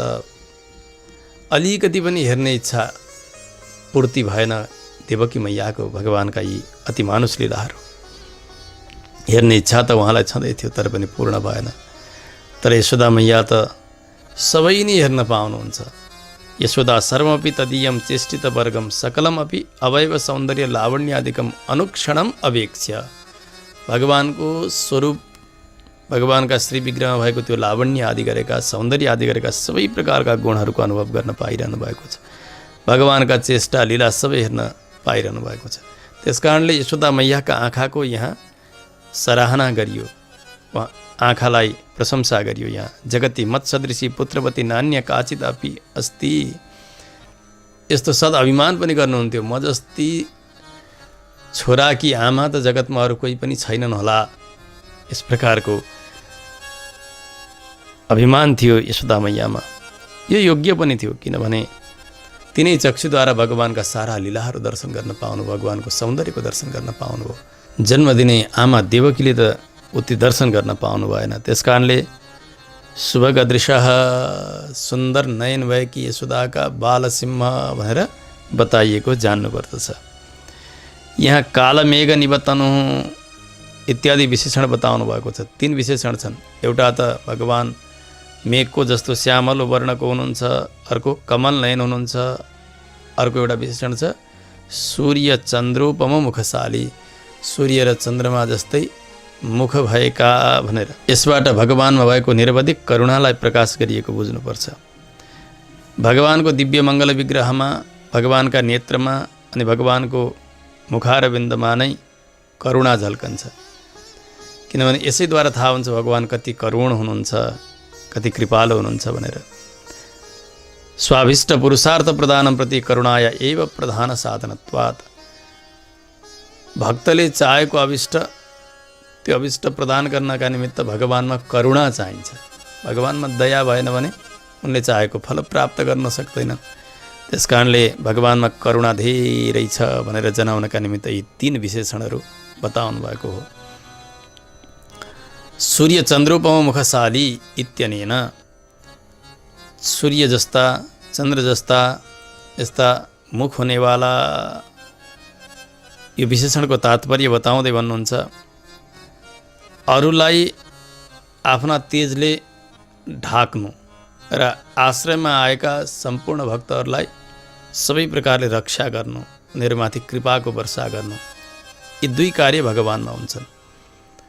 किनभने भगवानमा भएको जो सौलभ्य छ त्यो सबैका निमित्त हुँदैन। भक्तानां सुलभ एव सन् इतरेषां अग्निवत् अनुपसृप्य भवति। भगवान सुलभ कसका लागि हुनुहुन्छ? भक्तका लागि हुनुहुन्छ। दुष्टका लागि त भगवान सुलभ हुनुहुन्न। दुष्टहरूका लागि भगवान अग्नि जस्तो, आगो जस्तो एकदम सताउनेवाला हुनुहुन्छ दुष्टहरूका लागि। यी 2 चिज आवश्यक छन् भगवानमा। भक्तहरूमाथि वात्सल्य वर्षा गर्नका निमित्त, करुणा वर्षा गर्नका निमित्त भगवानमा चन्द्रमा जस्ता मुख भएका अथवा शीतलता प्रदान गर्ने यो विशेषता पनि हुन पर्यो। दुष्टहरूका लागि सूर्य जस्तो प्रचण्ड तेजस्वी पनि भगवान हुन पर्यो। यी दुवै विशेषणको यो तात्पर्य सम्झनुपर्छ। नारायण एव अस्माकम एव, यी दुईतिर एव एव यी दुई शब्द प्रयोग गरिएको छ नि। एव भनेको अवधारण अर्थ, निश्चय अर्थ हो। शास्त्रले यही नै बताएका छन्, नहि पारण सामर्थ्य मृति सर्वेश्वरम हरिम, भगवान सर्वेश्वर नारायणलाई छोडेर अरू कुनै देवतामा पनि चेतनको रक्षा गर्ने सामर्थ्य छैन। त्यसकारणले भगवान एकमात्र फल दिनेवाला हुनुहुन्छ। भगवानदेखि अतिरिक्त अरू कोही देवताहरू जीवात्मालाई उत्तम फल प्रदान गर्ने, पुरुषार्थ प्रदान गर्न सक्ने समर्थ छैनन्। योग्यता चाहियो फल प्राप्तिका निमित्त। एउटा आकिञ्चन्य नाम गरेको हुन्छ, अर्को अनन्य गतित्व नाम गरेको योग्यता। आकिञ्चन्य भनेको मसँग न कर्म छ, न ज्ञान छ, न भक्ति छ, भगवानलाई प्राप्त गर्नका निमित्त न कर्म ज्ञान भक्ति केही पनि छैन, साधन रहित छु, यो स्थितिलाई आकिञ्चन्य भनिन्छ। अनन्य गति भनेको के हो? भगवानदेखि अतिरिक्त अर्को कोही रक्षक छैन, यो चिन्तन जब चेतनमा हुन लाग्यो त्यस बेला मात्र भगवान उसको इच्छालाई पूर्ति गरिदिनुहुन्छ, पुरुषार्थ प्रदान गर्नुहुन्छ। भगवानमा अनुरक्त भएका सारा गोपिनीहरूमा यही नै योग्यता छ, एउटा आकिञ्चन्य, अर्को अनन्य गतित्व। त्यस्ता दुई योग्यता भएकालाई नै भगवानले अवश्य फल प्रदान गरिबक्सनेछ। किनभने अचेतन जति क्रियाकलाप छन् नि, कर्महरू छन्, तिनीहरूले कहिल्यै फल दिँदैनन्, ती त अचेतन हुन्। फल दिने त चेतनले नै हो। क्रियाद्वारा, साधनाद्वारा प्रसन्न भएका भगवानले नै फल प्रदान गर्नुहुन्छ। ब्रह्मसूत्रकारले पनि यही नै बताउनु भएको छ, फलमत उपपत्तेः। भगवान चेतन हुनुहुन्छ, त्यस कारणले भगवान नै फल प्रदान गर्नेवाला हुनुहुन्छ साधकलाई। पुरुषार्थ, पुरुषार्थ भनेको पुरुषेण अर्थनीय पुरुषार्थ। व्यक्तिले जे चाहन्छ त्यसको नाम हो पुरुषार्थ। पुरुषार्थ दिनुहुन्छ अथवा अभिष्ट दिनुहुन्छ भन्ने यो त एउटा बाह्य अर्थ हो। अन्तरङ्ग अर्थ पनि छ। अगाडि गएर 26औं गाथामा व्रतका लागि आवश्यक हुने सामग्रीहरूको याचना गर्नुभएको छ। गोपिनीहरूले भगवानका नजिक पुगेर हामीलाई ऐना दिनुहोस्, चामर दिनुहोस्, अरू पनि यी सामग्रीहरू प्रदान गर्नुहोस् भनेर व्रतका लागि चाहिने सामग्रीहरू माग्नुहुन्छ। तर यहाँ त्यो बाह्य अर्थलाई मात्रै बताउन खोजिरहनु भएको छैन। कृष्ण कामनैक निरतानाम अस्माकम, गोपिनीहरू सबै भगवान श्रीकृष्णलाई नै मात्र चाहन्थे। त्यसकारणले हाम्रो पुरुषार्थलाई प्रदान गर्नुहुनेछ, मनोरथलाई पुरा गर्नुहुनेछ भनेर जो गोदामाले बताउँदै हुनुहुन्छ, यहाँ भगवत अनुभव रूपी मनोरथ नै यहाँनिर बुझ्नुपर्छ। त्यो अवश्य पनि भगवानले कृपा गरिबक्सनेछ। हामीले परिपूर्ण रूपले भगवत अनुभव गर्न पाउनेछौँ भन्ने तात्पर्य नै यहाँ पुरुषार्थको तात्पर्य हो। गोविन्द सततम त्वया सहैव संयुक्ता भूयास्म, त्व नित्य कैङ्कर्य निरताश्च भूयास्म। अगाडि गएर 29औं गाथामा सित्तम सुरुकाले यस गाथामा पनि यही बताउनुहुन्छ, हे गोविन्द, हजुरका साथमा सदैव हामीले रहिरहन पाऊँ, हजुरको नित्य निरन्तर कैङ्कर्य गरिरहन पाऊँ, यही नै मात्रै सबैभन्दा ठुलो वाञ्छा हो, अभिलाषा हो गोपिनीहरूको। अन्तिममा भन्नुभयो, भूमण्डलमा रहेका सबैले जसरी प्रशंसा गरून् त्यसरी हामीले यस व्रतको अङ्गभूत स्नान गर्नेछौँ भनेर। शास्त्रले के बताउँछन् भने ज्ञानीजनहरूले, सन्तजनहरूले आफ्नो ख्याति, लाभ, पूजा इत्यादि चाहनुहुन्न। मेरो ख्याति बढेर जाओस्, मलाई यति लाभ मिलोस्, मेरा पूजा गरिदिउन्, यसरी चाहनुहुन्न। त्यस्ता उत्तमाधिकारी गोपिनीहरूले चाहिँ कसरी चाहनुभयो त आफ्नो प्रशंसा? यो त एउटा दोष नै भएन र भन्दा नै यहाँ जो प्रशंसा बताइएको छ यो हाम्रो प्रशंसा गरिदिउन् भन्ने भावमा होइन। श्लाघनम इव तत्कारणभूते सन्तोषे वर्तते। हामीले यो व्रत गऱ्यौँ भने, मार्गशीर्ष व्रत सम्पन्न गऱ्यौँ भने सारा भूमण्डलवासीहरू हर्षले विभोर हुनेछन्, सन्तुष्ट हुनेछन्। किनभने सुभिक्षा हुनेछ, आनन्दको वर्षा हुनेछ। त्यसकारण उनीहरूमा हुने जो प्रशंसा हो त्यसलाई नै यहाँ सङ्केत गरिएको हो। उनीहरू प्रसन्न हौन्। प्रसन्न भइसकेपछि स्वतः त्यो प्रसन्नताको अभिव्यक्ति हुन्छ। ओहो, यो व्रतका कारणले गर्दा यो आज हामीलाई सुभिक्षा मिल्यो। त्यो त स्वरूपानुरूप हुन्छ। स्वयं आफूलाई पूजा गराउनु, आफ्नो ख्याति बढाउनु, आफ्नो मान बढाउन खोज्नु, लाभका निमित्त गर्न खोज्नु, यो भने दोष हो। परन्तु अरू सबै प्रसन्न हौन् भन्नु दोष होइन, यो फेरि आभूषण नै हुन्छ, गुण नै हुन जान्छ। त्यसकारणले सबै ब्रजवासीहरू हर्षले विभोर बनुन् भन्ने भाव नै यहाँ प्रकट भएको बुझ्नुपर्छ। यहाँसम्म हामीले शब्दार्थको मूल विवरणलाई सुन्दै सुन्दै गोपिनीहरूले गरेको व्रत र व्रताङ्ग स्नानका निमित्त गरिएको आह्वानलाई श्रवण गऱ्यौँ। अब हामी केही बेर यसको ध्वन्यर्थ विवरणलाई श्रवण गर्दछौँ। शब्दको अर्थ एकातिर हुन्छ, तर अरू कोही विशेष अर्थ ध्वनित भइरहेको हुन्छ, जसलाई ध्वन्यर्थ भनिन्छ। यसैको नाम स्वापदेश पनि हो। यो अत्यन्तै रहस्यले युक्त भएको उपदेश यहाँ गर्नुहुन्छ। ध्वन्यर्थ प्रधान हो यो श्री तिरुपावे दिव्य प्रबन्ध। यद्यपि पूर्वाचार्यका आलवारहरूका सारा सुक्तिहरू सबै ध्वन्यर्थ प्रधान नै हुन्छ। यसमा पनि सम्पूर्ण पातकलाई नाश गर्ने भगवान् परमपुरुष श्रीमन्नारायण प्रभुका चरणारविन्दलाई देखाइदिने सम्पूर्ण वेदान्तको बीज भएको यो तिरुपावै, यो 30 गाथाले युक्त भएको, यसलाई जसले जान्दैनन् भने तिनीहरू साँच्चै नै पृथ्वीका भार हुन् भनेर यसरी पूर्वाचार्यहरूले बताउनु भएको छ। त्यसकारणले तिरुपावै अनिवार्य रूपले सबैले जान्नुपर्छ, यसको मर्मलाई जान्नुपर्छ। यस्ता सम्पूर्ण पापलाई नाश गर्ने, भगवान्का चरणलाई देखाइदिने त्यस्ता ग्रन्थका विषयमा यहाँ केही बताउनु त के नै छ र, परन्तु सबै प्रकारका आस्तिकहरूका लागि अनुभव गर्न योग्य हो श्री तिरुपावे दिव्य प्रबन्ध। सम्पूर्ण वेदान्तको सार यहाँ भरिएको छ, पहिले पनि बताउँदै आइयो। त्यसैले त सम्पूर्ण शास्त्रका ज्ञाता भएका श्री रामानुज स्वामीजी महाराज, उहाँले नित्यप्रति श्री दिव्य प्रबन्धको अनुसन्धान गर्दै गर्दै उहाँको तिरुपावे जियर नाम भयो। श्री भाष्यकार जस्ता ज्ञानीले पनि यसलाई आफ्नो कण्ठको हार बनाउनु भयो, सदैव अनुसन्धान गर्नुभयो भने अरू उहाँका अनुगामी हामी सबैका लागि त यो अत्यन्तै उपादेय हो। यसका लागि त कोही बताइरहनु नै छैन। केवल मङ्सिर महिना अथवा धनुर्मासमा मात्र यसको पारायण गर्नुपर्छ, मन्दिरमा मठमा मात्र गर्नुपर्छ इत्यादि यसको अर्थ होइन। भगवान्का आलयहरूमा त तिरुपावै प्रबन्धको पाठ नगरिकन भगवान्को सेवा पूर्ण हुन्न, यो एउटा छँदैछ। परन्तु केवल यस महिनामा मात्र यसलाई पाठ गर्ने, अरू बेला होइन भन्ने होइन।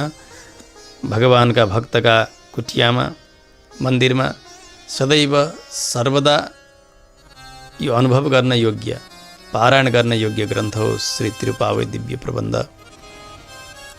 ध्वन्यर्थ पूर्वाचार्यहरूले बताउनु भएको छैन, त्यसकारणले आवश्यक छैन भन्ने कतिपय विद्वानहरूको मतलाई पनि यहाँ बताउनुहुन्छ। नै केवल उपदेश गरिन्थ्यो ध्वन्यर्थको, स्वापदेशको, त्यसकारणले ग्रन्थमा निबद्ध गर्नु भएन।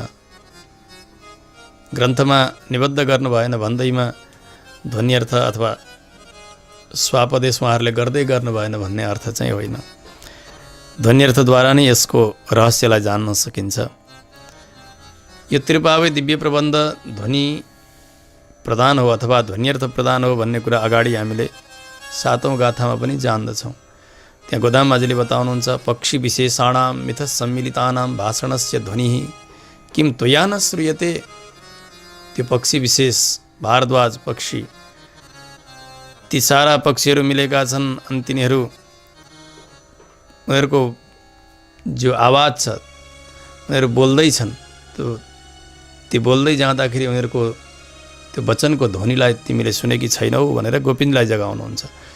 भाषणस्य ध्वनि किम त्वया न श्रूयते, यहाँ एउटा विशेष अर्थ द्योतित भइरहेको छ। त्यो उनीहरूको भाषणलाई, उनीहरूको आवाजलाई तिमीले सुनेकी छैनौ मात्रै भन्दा पुग्थ्यो, तर उनीहरूको आवाजको ध्वनिलाई, उनीहरूको वचनका ध्वनिलाई तिमीले सुनेकी छैनौ भन्नुले के जानिन्छ भन्दा यो ध्वनि प्रधानतैव भाषन्ते महान्तः। ज्ञानीहरू ध्वन्यर्थ प्रधान नै बोल्नुहुन्छ, विशेष अर्थलाई भित्र सन्निहित गरेर भित्र राखेर नै बोल्नुहुन्छ। त्यसकारणले श्री गोदादेवी जस्ती कवयत्री जो आलवार कोटीमा हुनुहुन्छ, साक्षात् लक्ष्मीजीकी अवतार, उहाँले पनि यो दिव्य प्रबन्ध ध्वनि अर्थ प्रदान नै बताउनु भएको जान्नुपर्छ। त्यसकारणले स्वापदेशलाई श्रवण गर्नाले मात्रै यसको वास्तविक तात्पर्य सुन्न सकिन्छ, बुझ्न सकिन्छ। यहाँ मार्गशीर्ष पद जो बताइएको छ, सुरुमै यसैबाट यो प्रबन्धको प्रारम्भ हुन्छ। जुन महिनामा मृगशिरा नक्षत्रमा पूर्णिमा पर्दछ अथवा पूर्णिमाका दिन मृगशिरा नक्षत्र हुन्छ, त्यो महिनालाई मार्गशीर्ष महिना भनिन्छ। चित्रा, विशाखा, ज्येष्ठा आदि गरेका नक्षत्रहरू पूर्णिमामा पऱ्यो भने चैत्र, वैशाख, जेठ जसरी व्यवहार गरिन्छ नि, त्यसै गरी मृगशिरा नक्षत्रका दिन पूर्णिमा भयो भने त्यसलाई मार्गशीर्ष महिना भनेर जान्नुपर्छ। यहाँ दुई पदहरू छन्, मार्ग शीर्षम, एउटा मार्ग नाम गरेको पद, अर्को शीर्ष, यी दुवै समास भएर मार्गशीर्ष यस्तो पद सिद्ध भएको छ। जसरी वासुदेव शब्द दुई प्रकारले सिद्ध हुन्छ। वसुदेवस्य अपत्यम पुमान वासुदेवः, वसुदेवका पुत्र भन्दा वासुदेव हुन्छ।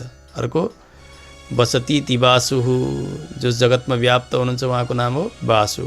वासुश्चासौ देवश्च वासुदेव, जगतमा व्याप्त हुने देवता भन्दा पनि वासुदेव शब्द निष्पन्न हुन्छ। त्यस्तै प्रकारले यहाँ पनि दुई प्रकारले यो मार्गशीर्ष पदको अर्थ गर्न सकिन्छ। मार्गेषु यत् शीर्षम तन् मार्गशीर्षम, मार्गहरूमा सबैभन्दा उत्कृष्ट मार्गलाई मार्गशीर्ष भनेर जान्नु पर्यो। मार्ग, मार्ग भनेको बाटो, बाटो भनेको एउटा साधन, त्यस कारणले मार्गपद साधनवाची हो, साधनलाई बताउनेवाला। साधन भनेको उपाय, साधन भन्नु उपाय भन्नु यो पर्यायवाची शब्द हो। शास्त्रले 5 प्रकारका उपायहरू बताएका छन् भगवत प्राप्तिका निमित्त: कर्म, ज्ञान, भक्ति, प्रपत्ति र आचार्याभिमान। यी 5 मध्ये सबैभन्दा उपल्लो उपाय, सबैभन्दा माथिको उपाय भनेको आचार्याभिमान नै हो। आचार्याभिमान एव हि उपाय परम्परायाम अन्ततः अवतिष्ठते। उपल्लो उपाय आचार्याभिमान, यसैबाट मोक्ष सिद्ध छ भनेर शास्त्रकारहरूले बताउनु भएको छ। यहाँनिर बताइएको पनि उपायहरूमा अत्यन्त उत्कृष्ट उपाय मार्गेषु यत् शीर्षम अथवा उपायेषु शीर्षम, उपायहरूमा सबैभन्दा उत्कृष्ट भनेको आचार्याभिमान। आचार्याभिमानलाई नै यहाँनिर मार्गशीर्ष व्रत भनेर बताइएको सम्झनु पर्यो। यो समग्र दिव्य प्रबन्ध आचार्याभिमान रूप चरमोपायलाई प्रतिपादन गर्नका निमित्त नै प्रवृत्त भएको छ, यो जान्नु पर्यो। उहाँले पनि यही नै स्वीकार गर्नुभएको छ। दोस्रो गोदा सूक्तमा पनि यही नै बताउनुहुन्छ उहाँले, आचार्याभिमान नै मोक्षका निमित्त बलवान उपाय हो भनेर प्रतिपादन गर्नुभएको छ। बताउनुहुन्छ गोदामाजीले द्वितीय सूक्तमा, स्वैरचारिण्याः शूर्पणखायाः अङ्गभङ्गम आकलितवतः भगवतो रामचन्द्रस्य वचनं यद्यपि वितथं भवेत् मम यदस्ति विष्णुचित्त मनीन्द्रपुत्रित्वं तदपि किं वितथं भवेत्। जो स्वैरचारिणी स्वच्छन्दगामिनी शूर्पणखा जस्ती दुष्टा आई भगवानलाई पति बनाउनका निमित्त भनेर भगवानले लक्ष्मणजीलाई देखाइदिनु भयो, लक्ष्मणजीले पुनः भगवानलाई देखाइदिनु भयो। सीताका कारण मलाई यिनीहरूले तिरस्कार गरे भन्ने जानेर जब जानकीजी तर्फ यो झम्टी शूर्पणखा, त्यसबेला भगवान श्री रामचन्द्रले लक्ष्मणजीद्वारा उसका नाक कान कटाएर विरूप बनाइदिनु भयो। त्यस्ता भगवान श्री रामचन्द्र जो रामो द्विर्णाभिभाषते, दुई प्रकारका कुराहरू गर्दै गर्नुहुन्न, जे बोल्नुहुन्छ त्यही नै भगवान गर्नुहुन्छ। त्यस्ता भगवान श्री रामचन्द्रको वाणी भलै झुठा होला, असत्य होला, परन्तु यदस्ति विष्णुचित्त मनीन्द्रपुत्रित्वं तदपि किं वितथं भवेत्, म त विष्णुचित्त सूर्यकी छोरी हुने, के यो सम्बन्ध कहिले उल्टो हुन्छ, कहिले यो असत्य हुन्छ र? यसबाट के देखिन्छ भने कि विष्णुचित्त आलवार उहाँलाई पिताका रूपले स्वीकार गर्नुहुन्थ्यो, एकातिर भने स्वयं आचार्यका रूपले पनि गोदामाजीले विष्णुचित्त सूर्यलाई अनुभव गर्नुहुन्थ्यो, किनभने पञ्च संस्कारले युक्त गराइदिनु भएको थियो पिता विष्णुचित्तले नै उहाँलाई। त्यसकारणले मेरो यो आचार्य सम्बन्ध यति बलियो छ। म उहाँकी शिष्या हुँ, म उहाँकी पुत्री पनि हुँ। यसरी पितामहम नाथ मुनिम विलोक्य प्रसिद्ध मद्वृत्तम चिन्तयित्वा आलवन्दार स्वामीजीले पनि ममा त धेरै प्रकारका दोषहरू छन्, अमर्यादः क्षुद्रः इत्यादि गरेका अनेक अनेक अनेक दोषहरू छँदैछन्, परन्तु यी दोषलाई हजुरले हेर्न मिल्दैन, किनभने म नाथ मुनि जस्ता हजुरका प्यारा भक्तको नाति हुँ, उहाँका सम्बन्धमा छु।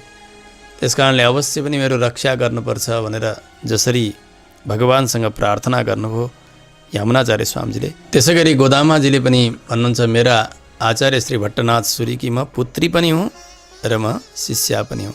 यो सम्बन्ध कहिल्यै पनि असत्य हुँदैन। यही सम्बन्धबाट मेरो रक्षा अवश्य पनि हुन्छ। शास्त्रले पनि यही बताउनु भएको छ, सिद्धिर्भवति वा नेति संशयोच्युत सेविनाम न संशयोस्ति तद्भक्त परिचर्यारतात्मनाम। सिद्धिर्भवति वा नेति, साधना सिद्ध हुन्छ या हुँदैन भगवानका सोझै सेवा गर्ने त्यस्ता भक्तहरूको, परन्तु भगवानका अनन्य भागवतजन त्यस्ता आचार्यजनका आश्रयमा रहेर उहाँहरूको सेवा गर्ने भक्तको सिद्धि हुनमा त कुनै प्रकारको सन्देह छैन। त्यसकारणले सोझै भगवत उपासना गर्नु, त्यसको सिद्धि हुनका निमित्त केही समय लाग्ला, परन्तु भगवानका प्यारा भागवतजन अथवा आचार्यजनका अधीन भएर उहाँको विधेय भएर रहेर यदि भगवत भक्ति गर्दछ व्यक्तिले भने उसको सिद्धि अवश्य पनि हुन्छ।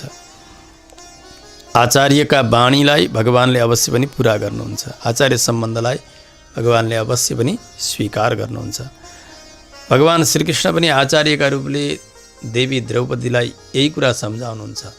महाभारतमा बताउनुहुन्छ, देवी सुन, देव पतेत पृथ्वी सीर्येत हिमवान सकली भवेत सुस्येत्तोयनिधि कृष्णे न मे मोघम बचो भवेत। हे कृष्ण, हे द्रौपदी, देव पतेत, यो आकाश खसोस्, पृथ्वी सिरियेत, पृथ्वी धुलो धुलो भएर सकियोस्, अथवा हिमवान सकली भवेत, यी हिमालयहरू टुक्रा टुक्रा भएर समाप्त हौन्, सागर सुकोस्, तर पनि नमे मोघम बचो भवेत, मेरो वाणी कहिले असत्य हुन्न।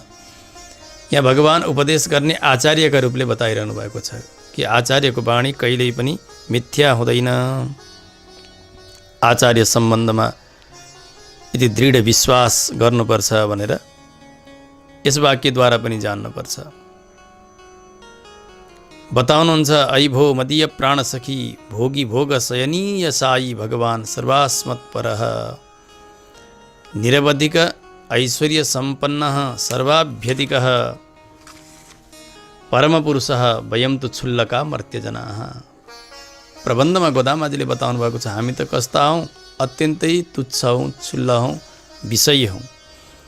भगवान शेषशय्यामा शयन गरिबक्सेका सबैभन्दा पर हुने, सबैभन्दा श्रेष्ठ, जसको ऐश्वर्यको कोही सीमा छैन, सबैभन्दा उत्कृष्ट देवता, परम पुरुषोत्तम, त्यस्ता प्रभुलाई हामी जस्ता सामान्य क्षुद्रजनले कसरी जान्न सक्छौँ र प्राप्त गर्न सक्छौँ?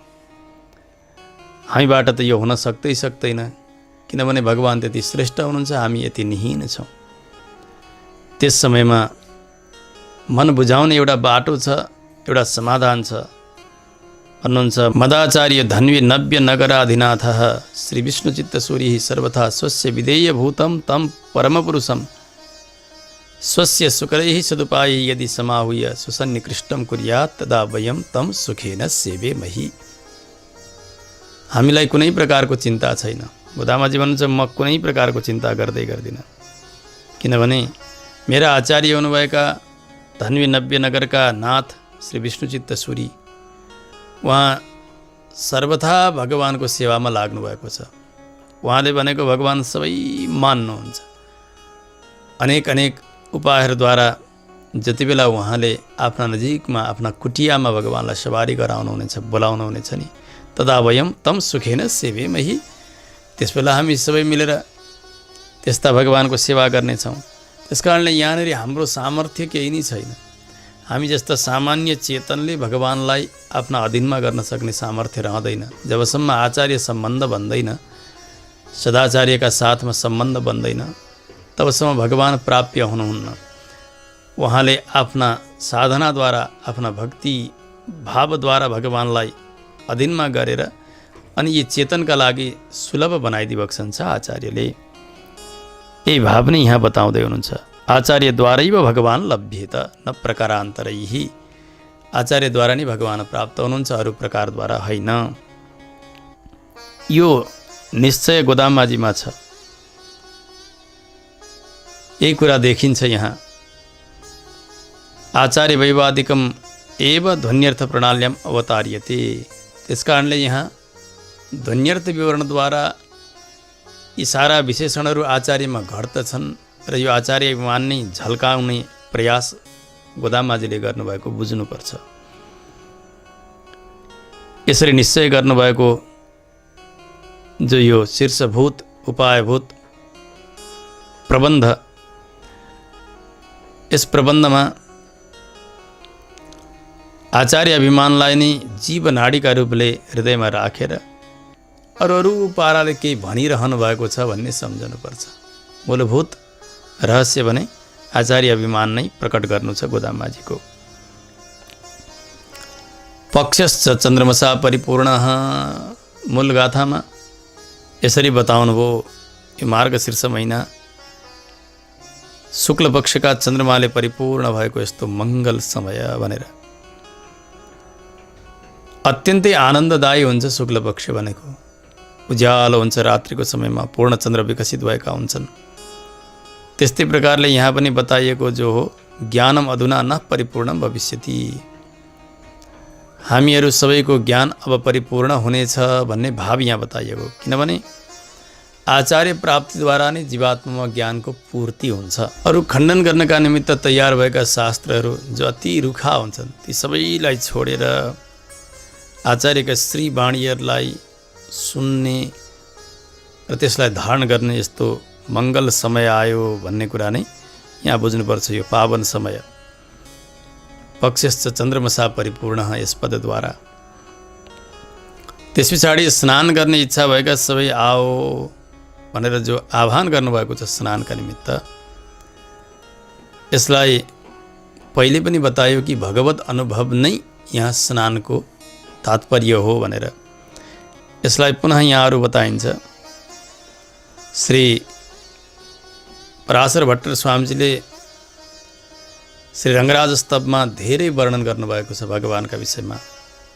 पहिला त कावेरी नदी, त्यहाँका तीरमा भएको उद्यान, त्यसै गरी वन, त्यहाँका बिथीहरू, ठुला ठुला प्राकारहरू, दिव्य मण्डप, चन्द्र पुष्करिणी, पुन्नाग वृक्ष, त्यसै गरी अरू त्यहाँका सारा स्थितिहरूको वर्णन गर्दै गर्दै गर्भगृहमा प्रवेश गरेर त्यहाँको त्यो वेत्रको वर्णन, आमोद स्तम्भको वर्णन, त्यो गर्दै गर्दै श्री रङ्गनाथ भगवानको दिव्य मङ्गल विग्रहको अनुभवलाई त्यहाँ वर्णन गर्नुभएको छ।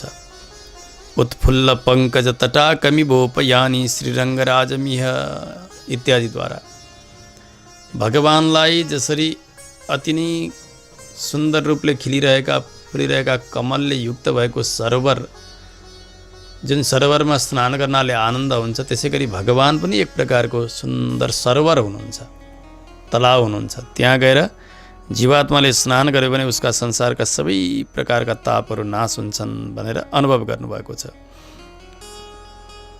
बताउनुहुन्छ आचार्यले, पिबनयन पुरस्ते रङ्गधुर्याभिधानम स्थितमिव परिफुल्लत पुण्डरीकम तटाकम।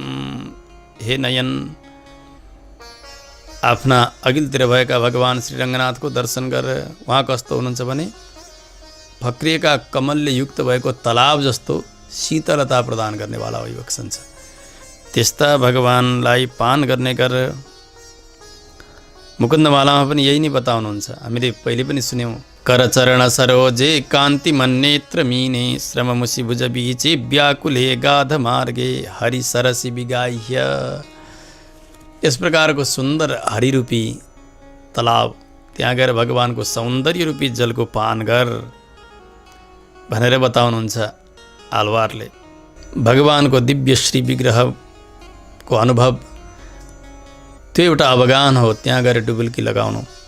त्यस कारणले भक्तहरूले काहीँ तलाउका रूपले भगवानलाई वर्णन गर्नुभएको छ र त्यहाँ स्नान गर्नु भनेको भगवत अनुभव गर्नु भनेर बताउनु भएको छ। यसरी समान रूपले वर्णन गरेको पाइन्छ। स्नानद्वारा देहमा भएको मैलो पखालिन्छ, शरीर शुद्ध हुन्छ, पवित्र हुन्छ, सफा हुन्छ। यसै गरी भगवत विषयक अवगाहन गर्न सक्यो चेतनले भने आत्मनोपि नैर्मल्यम भवति, आत्माको शुद्धि हुन्छ।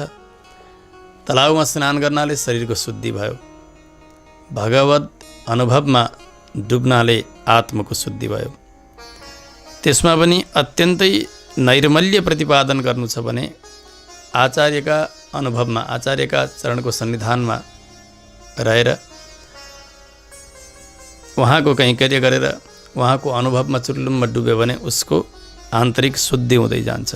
आचार्यकुले अवगाह्य देहेन्द्रिय मनोबुद्ध्यात्मनां अशेषाणाम् अपि नैर्मल्यम सम्पादयितुं कामयमानाः।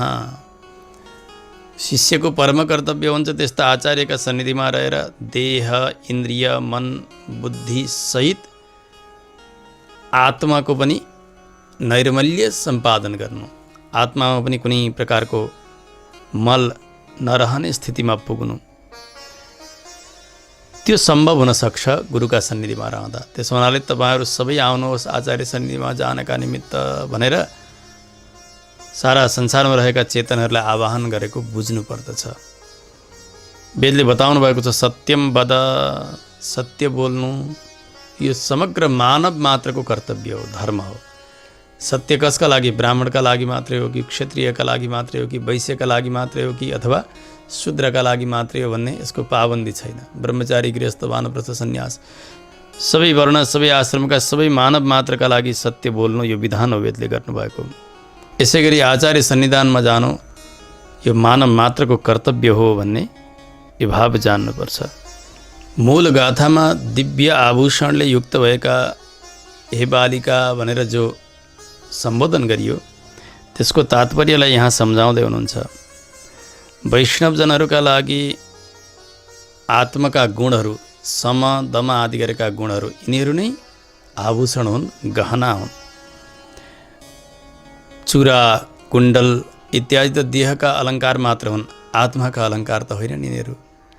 आत्माका सम्पत्ति भनेका त समदमादि हुन्।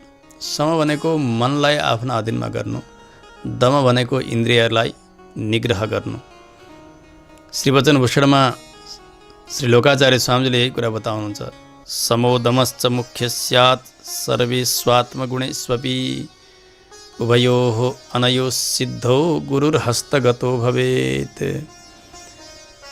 आत्मगुण धेरै छन्, त्यसमध्ये पनि मुख्य भनेका सम र दम। सम भनेको मनको निग्रह, दम भनेको इन्द्रियको निग्रह, यी मुख्य हुन्। यी दुवैको सिद्धि भइसकेपछि गुरु हस्तगतो भवेत्, आचार्य मिल्नुहुन्छ। सम र दम भइसकेपछि आचार्यको प्राप्ति भइसकेपछि गुरौ हस्तगते मूल मन्त्र करगतो भवेत्। गुरु हस्तगत भइसकेपछि मूल मन्त्र उसका लागि सुलभ बन्दछ। मन्त्र आफ्ना अधीनमा भइसकेपछि भगवान पनि आफ्ना अधीनमा हुनुभयो भनेर जान्नु। भगवान नै अधीनमा भइसकेपछि त्यो मोक्षपद पनि आफ्ना अधीनमा भयो। ईश्वरे हस्तमा याते प्राप्य भूमि करे स्थिता। त्यसकारणले सबैभन्दा ठुलो सम्पत्ति, सबैभन्दा ठुलो आभूषण भनेका आत्माका समदमादि गुणहरू हुन्। त्यस्ता समदमादि गुणले युक्त भएका चेतनहरूलाई नै यहाँनिर सम्पन्न भनेर, आभूषणले युक्त भएका भनेर सम्बोधन गरेको जान्नुपर्छ। अब अर्को बताउनुभयो सम्पदाढ्य ब्रजवासिन्यः भो सम्पन्न बालिकाः। सबै प्रकारका ऐश्वर्यले परिपूर्ण भएका ब्रजमा निवास गर्ने हे सम्पन्न बालिकाहरू भनेर जो सम्बोधन गर्नुभयो त्यसको पनि तात्पर्यलाई यस प्रकारले बताउँदै हुनुहुन्छ। पशुहरूको वासस्थान हो ब्रज भनेको। यमुनाचार्य स्वामीजीले बताउनुहुन्छ नृपशु, म पनि एउटा नर पशु हुँ भनेर। यसै गरी श्री वरवर मुनि स्वामीले पनि बताउनु भएको छ, वृत्त्या पशुः नरवपुः त्वहमीदृशोऽपि। म त वृत्तिले पशु समान हुँ, हेर्दाखेरि मनुष्य जस्तो शरीर भएको छु, त्यस कारणले म नरपशु हुँ भनेर यसरी नैत्यानुसन्धान गर्नुभएको छ। त्यस कारणले पशु प्राय भएका हामी जस्ता अविवेकी अज्ञानीहरू बसेको यो संसार नै ब्रज हो। यहाँ पशु नै पशु छौँ हामी। यहाँ ज्ञानी आचार्यहरू तत्त्वदर्शीहरू पनि विराजित भइबक्छन्। त्यस कारणले उहाँहरू बस्ने हुनाले सम्पदाढ्यत्वम, यो ब्रजभूमि के भयो? सम्पन्न भयो, ज्ञानीहरूद्वारा सम्पन्न भयो, उहाँहरूद्वारा युक्त भयो भन्ने तात्पर्य बुझ्नुपर्छ। अनि यी बोलाउँदै गरिएका बालिकाहरूमा भएको सम्पन्नत्व, बालत्व, स्त्रीत्व, यसको तात्पर्य चाहिँ के छ बताउँदै हुनुहुन्छ। जो आत्मसम्पत्तिले युक्त भएका नै सम्पन्न, सम र दम यी गुणले युक्त भएकालाई नै यहाँ सम्पन्न भनेर बोलाइएको, यो एउटा तात्पर्य भयो। अनि बालक, बालकमा 3 प्रकारका विशेष सामर्थ्यहरू हुन्छन्। ग्रहण, धारण, पोषण, पटुत्वम, बालत्वम।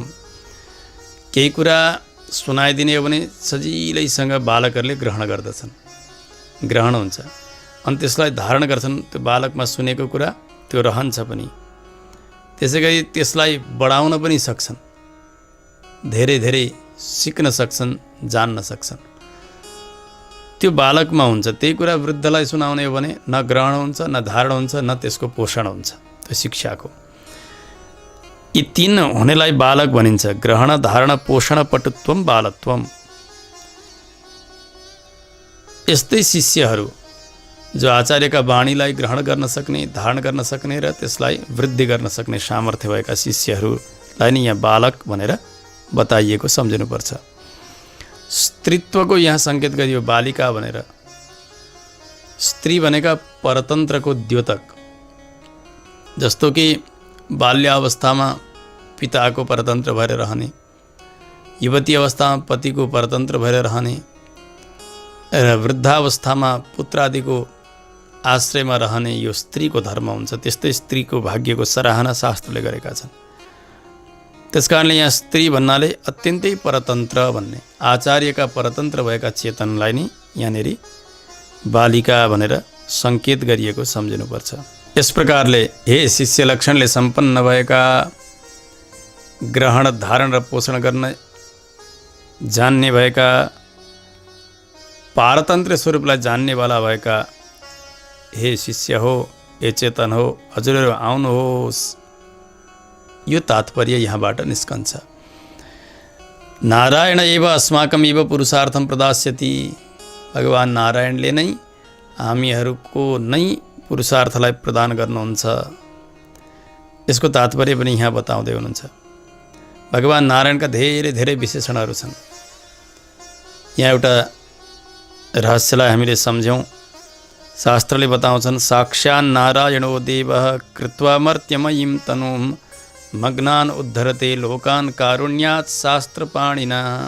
भगवान् साक्षात् नारायण देव नै मनुष्यको स्वरूप बनाएर संसार सागरमा डुबिरहेका त्यस्ता चेतनहरूको उद्धार गर्नका लागि शास्त्ररूपी हात लिएर आउनुहुन्छ। अत्यन्तै करुणापरायण बनेर, अति नै दयालु बनेर शास्त्ररूपी हातद्वारा संसारमा डुबेका चेतनहरूलाई उद्धार गर्नुहुन्छ। त्यसकारणले स्वयं भगवान् नारायण नै आचार्यका रूपले आउनुहुन्छ। शास्त्रमा भगवान् आज्ञा गर्नुहुन्छ, आचार्यम माम विजानीयात्। आचार्य भनेर मलाई नै जान भगवान् श्रीकृष्ण उद्धवजीलाई यसै गरी उपदेश गर्नुहुन्छ। त्यसकारणले यहाँ नारायण भन्नाले स्वयं आचार्यलाई नै जान्नुपर्छ। यी विशेषणहरू आचार्यमा घट्न सक्दछन्। त्यसै गरी तीक्ष्णेन आयुधेन कठोर कर्मकर्ता नन्दगोपः कुमार। यी प्रत्येक जति जति विशेषणहरू छन् यिनीहरू पनि आचार्यमा घट्दछन्। जसरी नन्दबाबा अत्यन्तै कठोर कर्म गर्नुहुन्थ्यो त्यो आयुध लिएर, यसै गरी आचार्यले पनि त्यस्तै कठोर कर्म गर्नुभएको छ। भगवान्का शङ्खचक्र यी आयुध लिएर अत्यन्तै पापमा आविष्ट भएका यस्ता पापी भन्दा पापी चेतनहरूका सारा पापलाई जलाइदिएर शङ्खचक्र प्रदान गरेर उनीहरूलाई मोक्ष मार्गमा पठाइदिने काम गर्नुहुन्छ।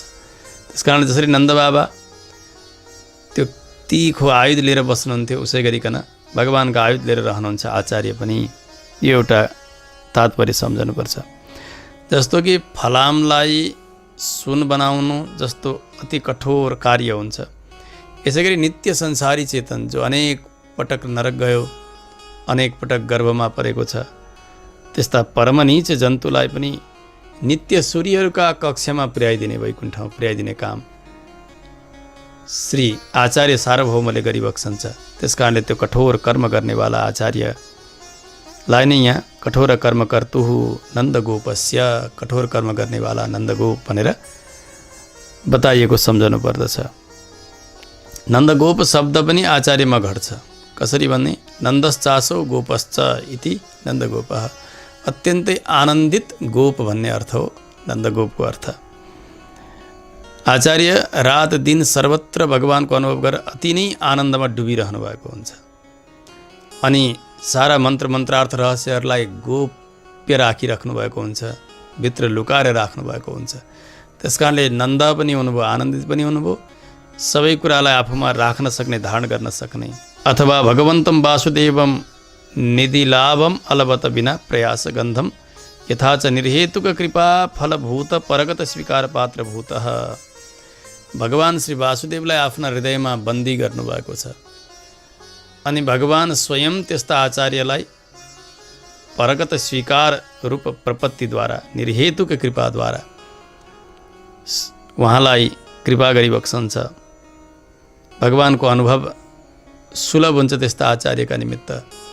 त्यस कारणले यहाँनिर नन्दगोप भनेर स्वयं आचार्यलाई नै बताइएको जान्नुपर्छ, भगवत अनुभवमा चुर्लुम्म डुबेका आचार्यहरू। अनि कुमार शब्द पनि आचार्यमा घट्दछ। श्री रामायणमा जति बेला भगवान श्रीरामको युवराज पदमा अभिषेक गर्ने प्रसङ्ग चल्न थाल्यो, त्यसबेला भगवानको त्यो सौन्दर्यलाई देखेर दशरथजी 60,000 वर्षको हुनुहुन्थ्यो, तर उहाँ भन्नुहुन्थ्यो आज श्रीरामको यो सौन्दर्यलाई देख्दै देख्दै यति हर्षित भइरहेको छु कि मलाई लाग्छ म अझै झन झन झन झन युवा बनिरहेको छु।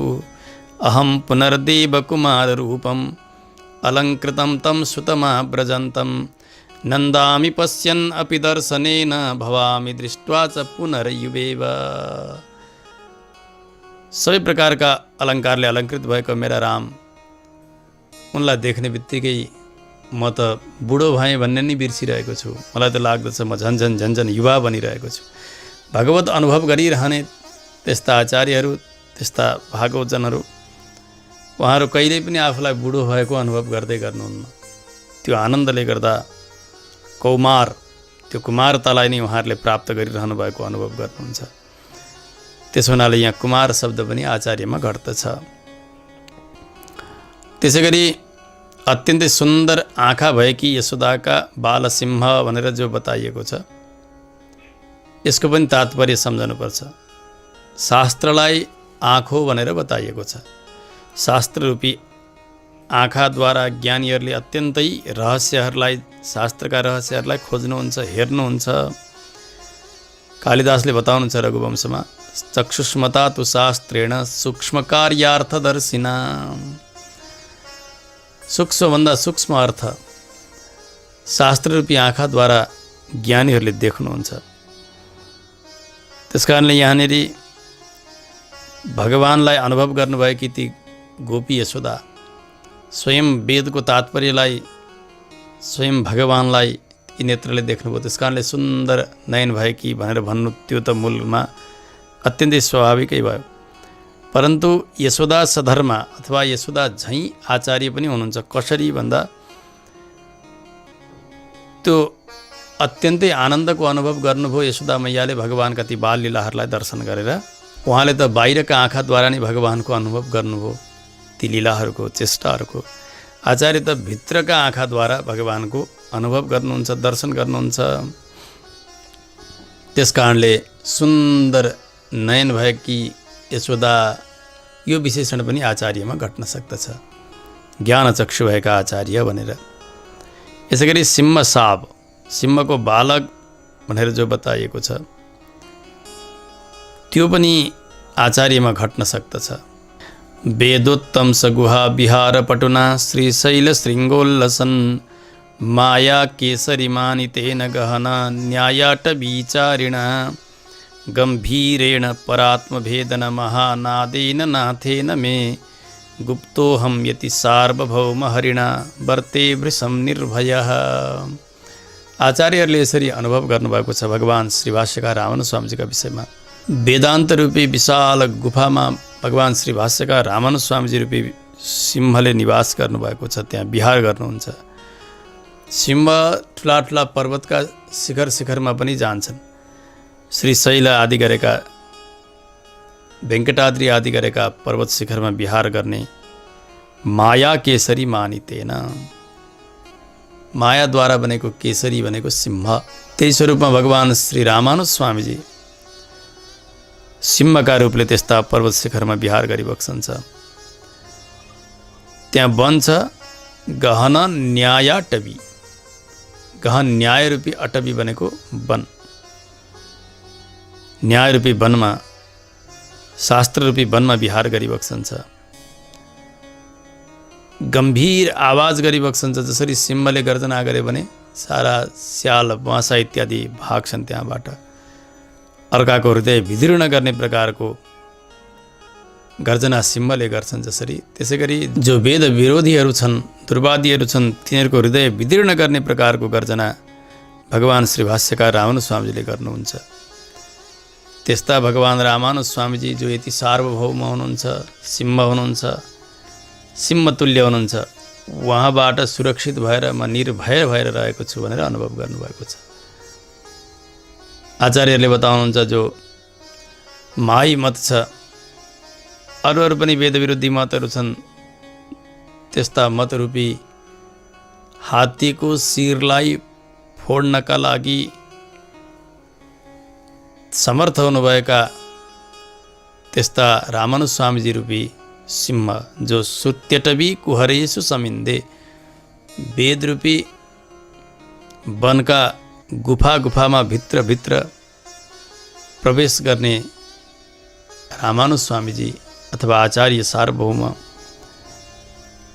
त्यस्ता आचार्यहरू हुनुहुन्छ भनेर यसरी अनुभव गर्नुभएको छ। त्यसकारणले यहाँ सिंह भनेर पनि रामानुज स्वामीजीलाई नै बताइएको जान्नु पर्यो, त्यस्ता आचार्यलाई नै बताइएको जान्नु पर्यो।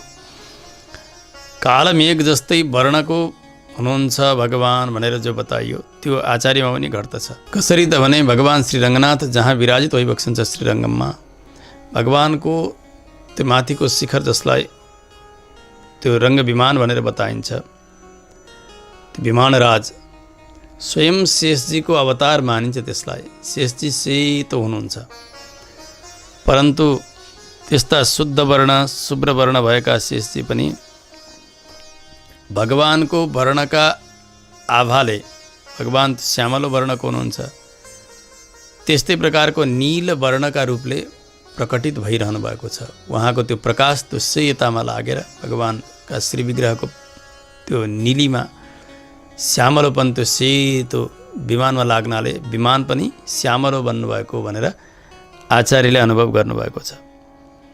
अपि फणिपति भावात् शुभ्रमन्तस्य यालोः मरकत सुकुमारैः रङ्गभर्तुर्मयूखैः सकलजलदिव्यान श्यामजी मूतजैत्रं पुलकयति विमानं पावनं लोचनेन।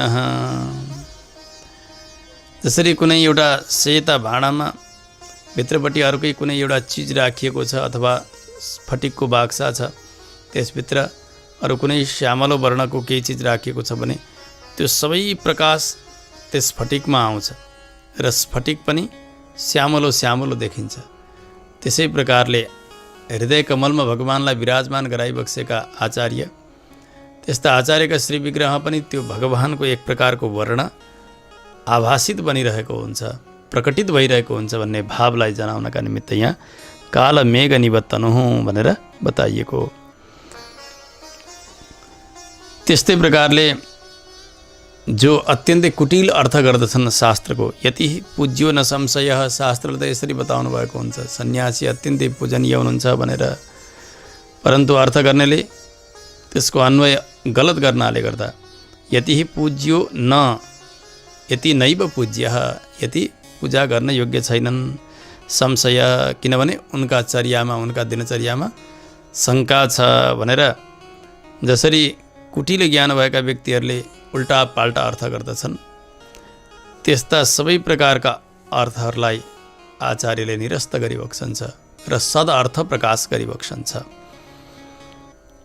सूर्य चन्द्र तुल्य मुखवाला भनेर भगवानलाई जसरी बताइयो त्यो पनि आचार्य सार्वभौममा घट्न सक्दछन्।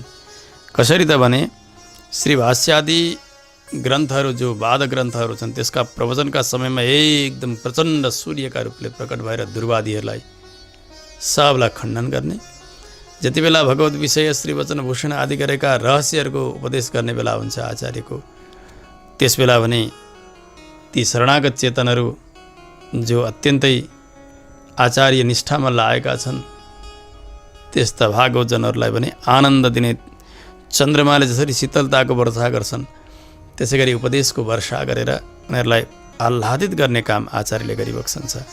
त्यस कारणले आचार्य सूर्य जस्ता पनि भइबक्सन्छ, चन्द्रमा जस्ता पनि भइबक्सन्छ। दुर्वादीहरूका लागि सूर्य समान प्रचण्ड तेजस्वी, सारा शास्त्रका युक्तिद्वारा उनीहरूको मतलाई दुर्मतलाई खण्डन गरिदिने, भगवत रसिक जनलाई भने अत्यन्तै रहस्यको उपदेश गरेर परम आह्लाद प्रदान गर्ने, आनन्द प्रदान गर्ने काम आचार्य सार्वभौमले गरिबक्सन्छ। त्यस कारणले यी दुवै विशेषणहरू पनि आचार्यमा घट्न सक्दछन् भनेर यसरी ध्वन्यर्थ विवरणद्वारा आचार्यानुभव अथवा आचार्याभिमान रूप चरमोपायलाई, जसलाई अन्तिमोपाय भनिन्छ, त्यसलाई नै यहाँ वर्णन गर्नुभएको हामीले सम्झनु पर्दछ। प्रथम गाथामा सबैलाई नै गोदादेवीले आह्वान गर्नुभयो आचार्य सन्निधानमा जान, भगवत शरणागति गर्नका निमित्त सबैलाई आह्वान गर्नुभयो। अब हामी क्रमशः अगाडि प्रत्येक गाथाको मूल विवरण, त्यस पछाडि त्यसको स्वापदेश इत्यादि श्रवण गर्दै गर्दै जाने नै छौँ। अन्तिममा यस गाथाको सङ्ग्राहक श्लोकलाई पाठ गरेर आजको प्रवचनलाई विस्तार गरौँ। सम्प्राप्तो मार्गशीर्षो हिमकर किरणोद्गाररम्यश्च पक्षः स्नानं पुण्यं व्रताङ्गं कलयितुमभिलाषोऽस्ति यासाम्यहाद्य गोप्यस्ताः काममायान् त्वनवधिकरुणो नन्दसूनुर्यशोदा सिंहोऽनुग्राहकः स्याद् इति कथितवती भातु गोदा पुरो नः। जय श्रीमन्नारायण।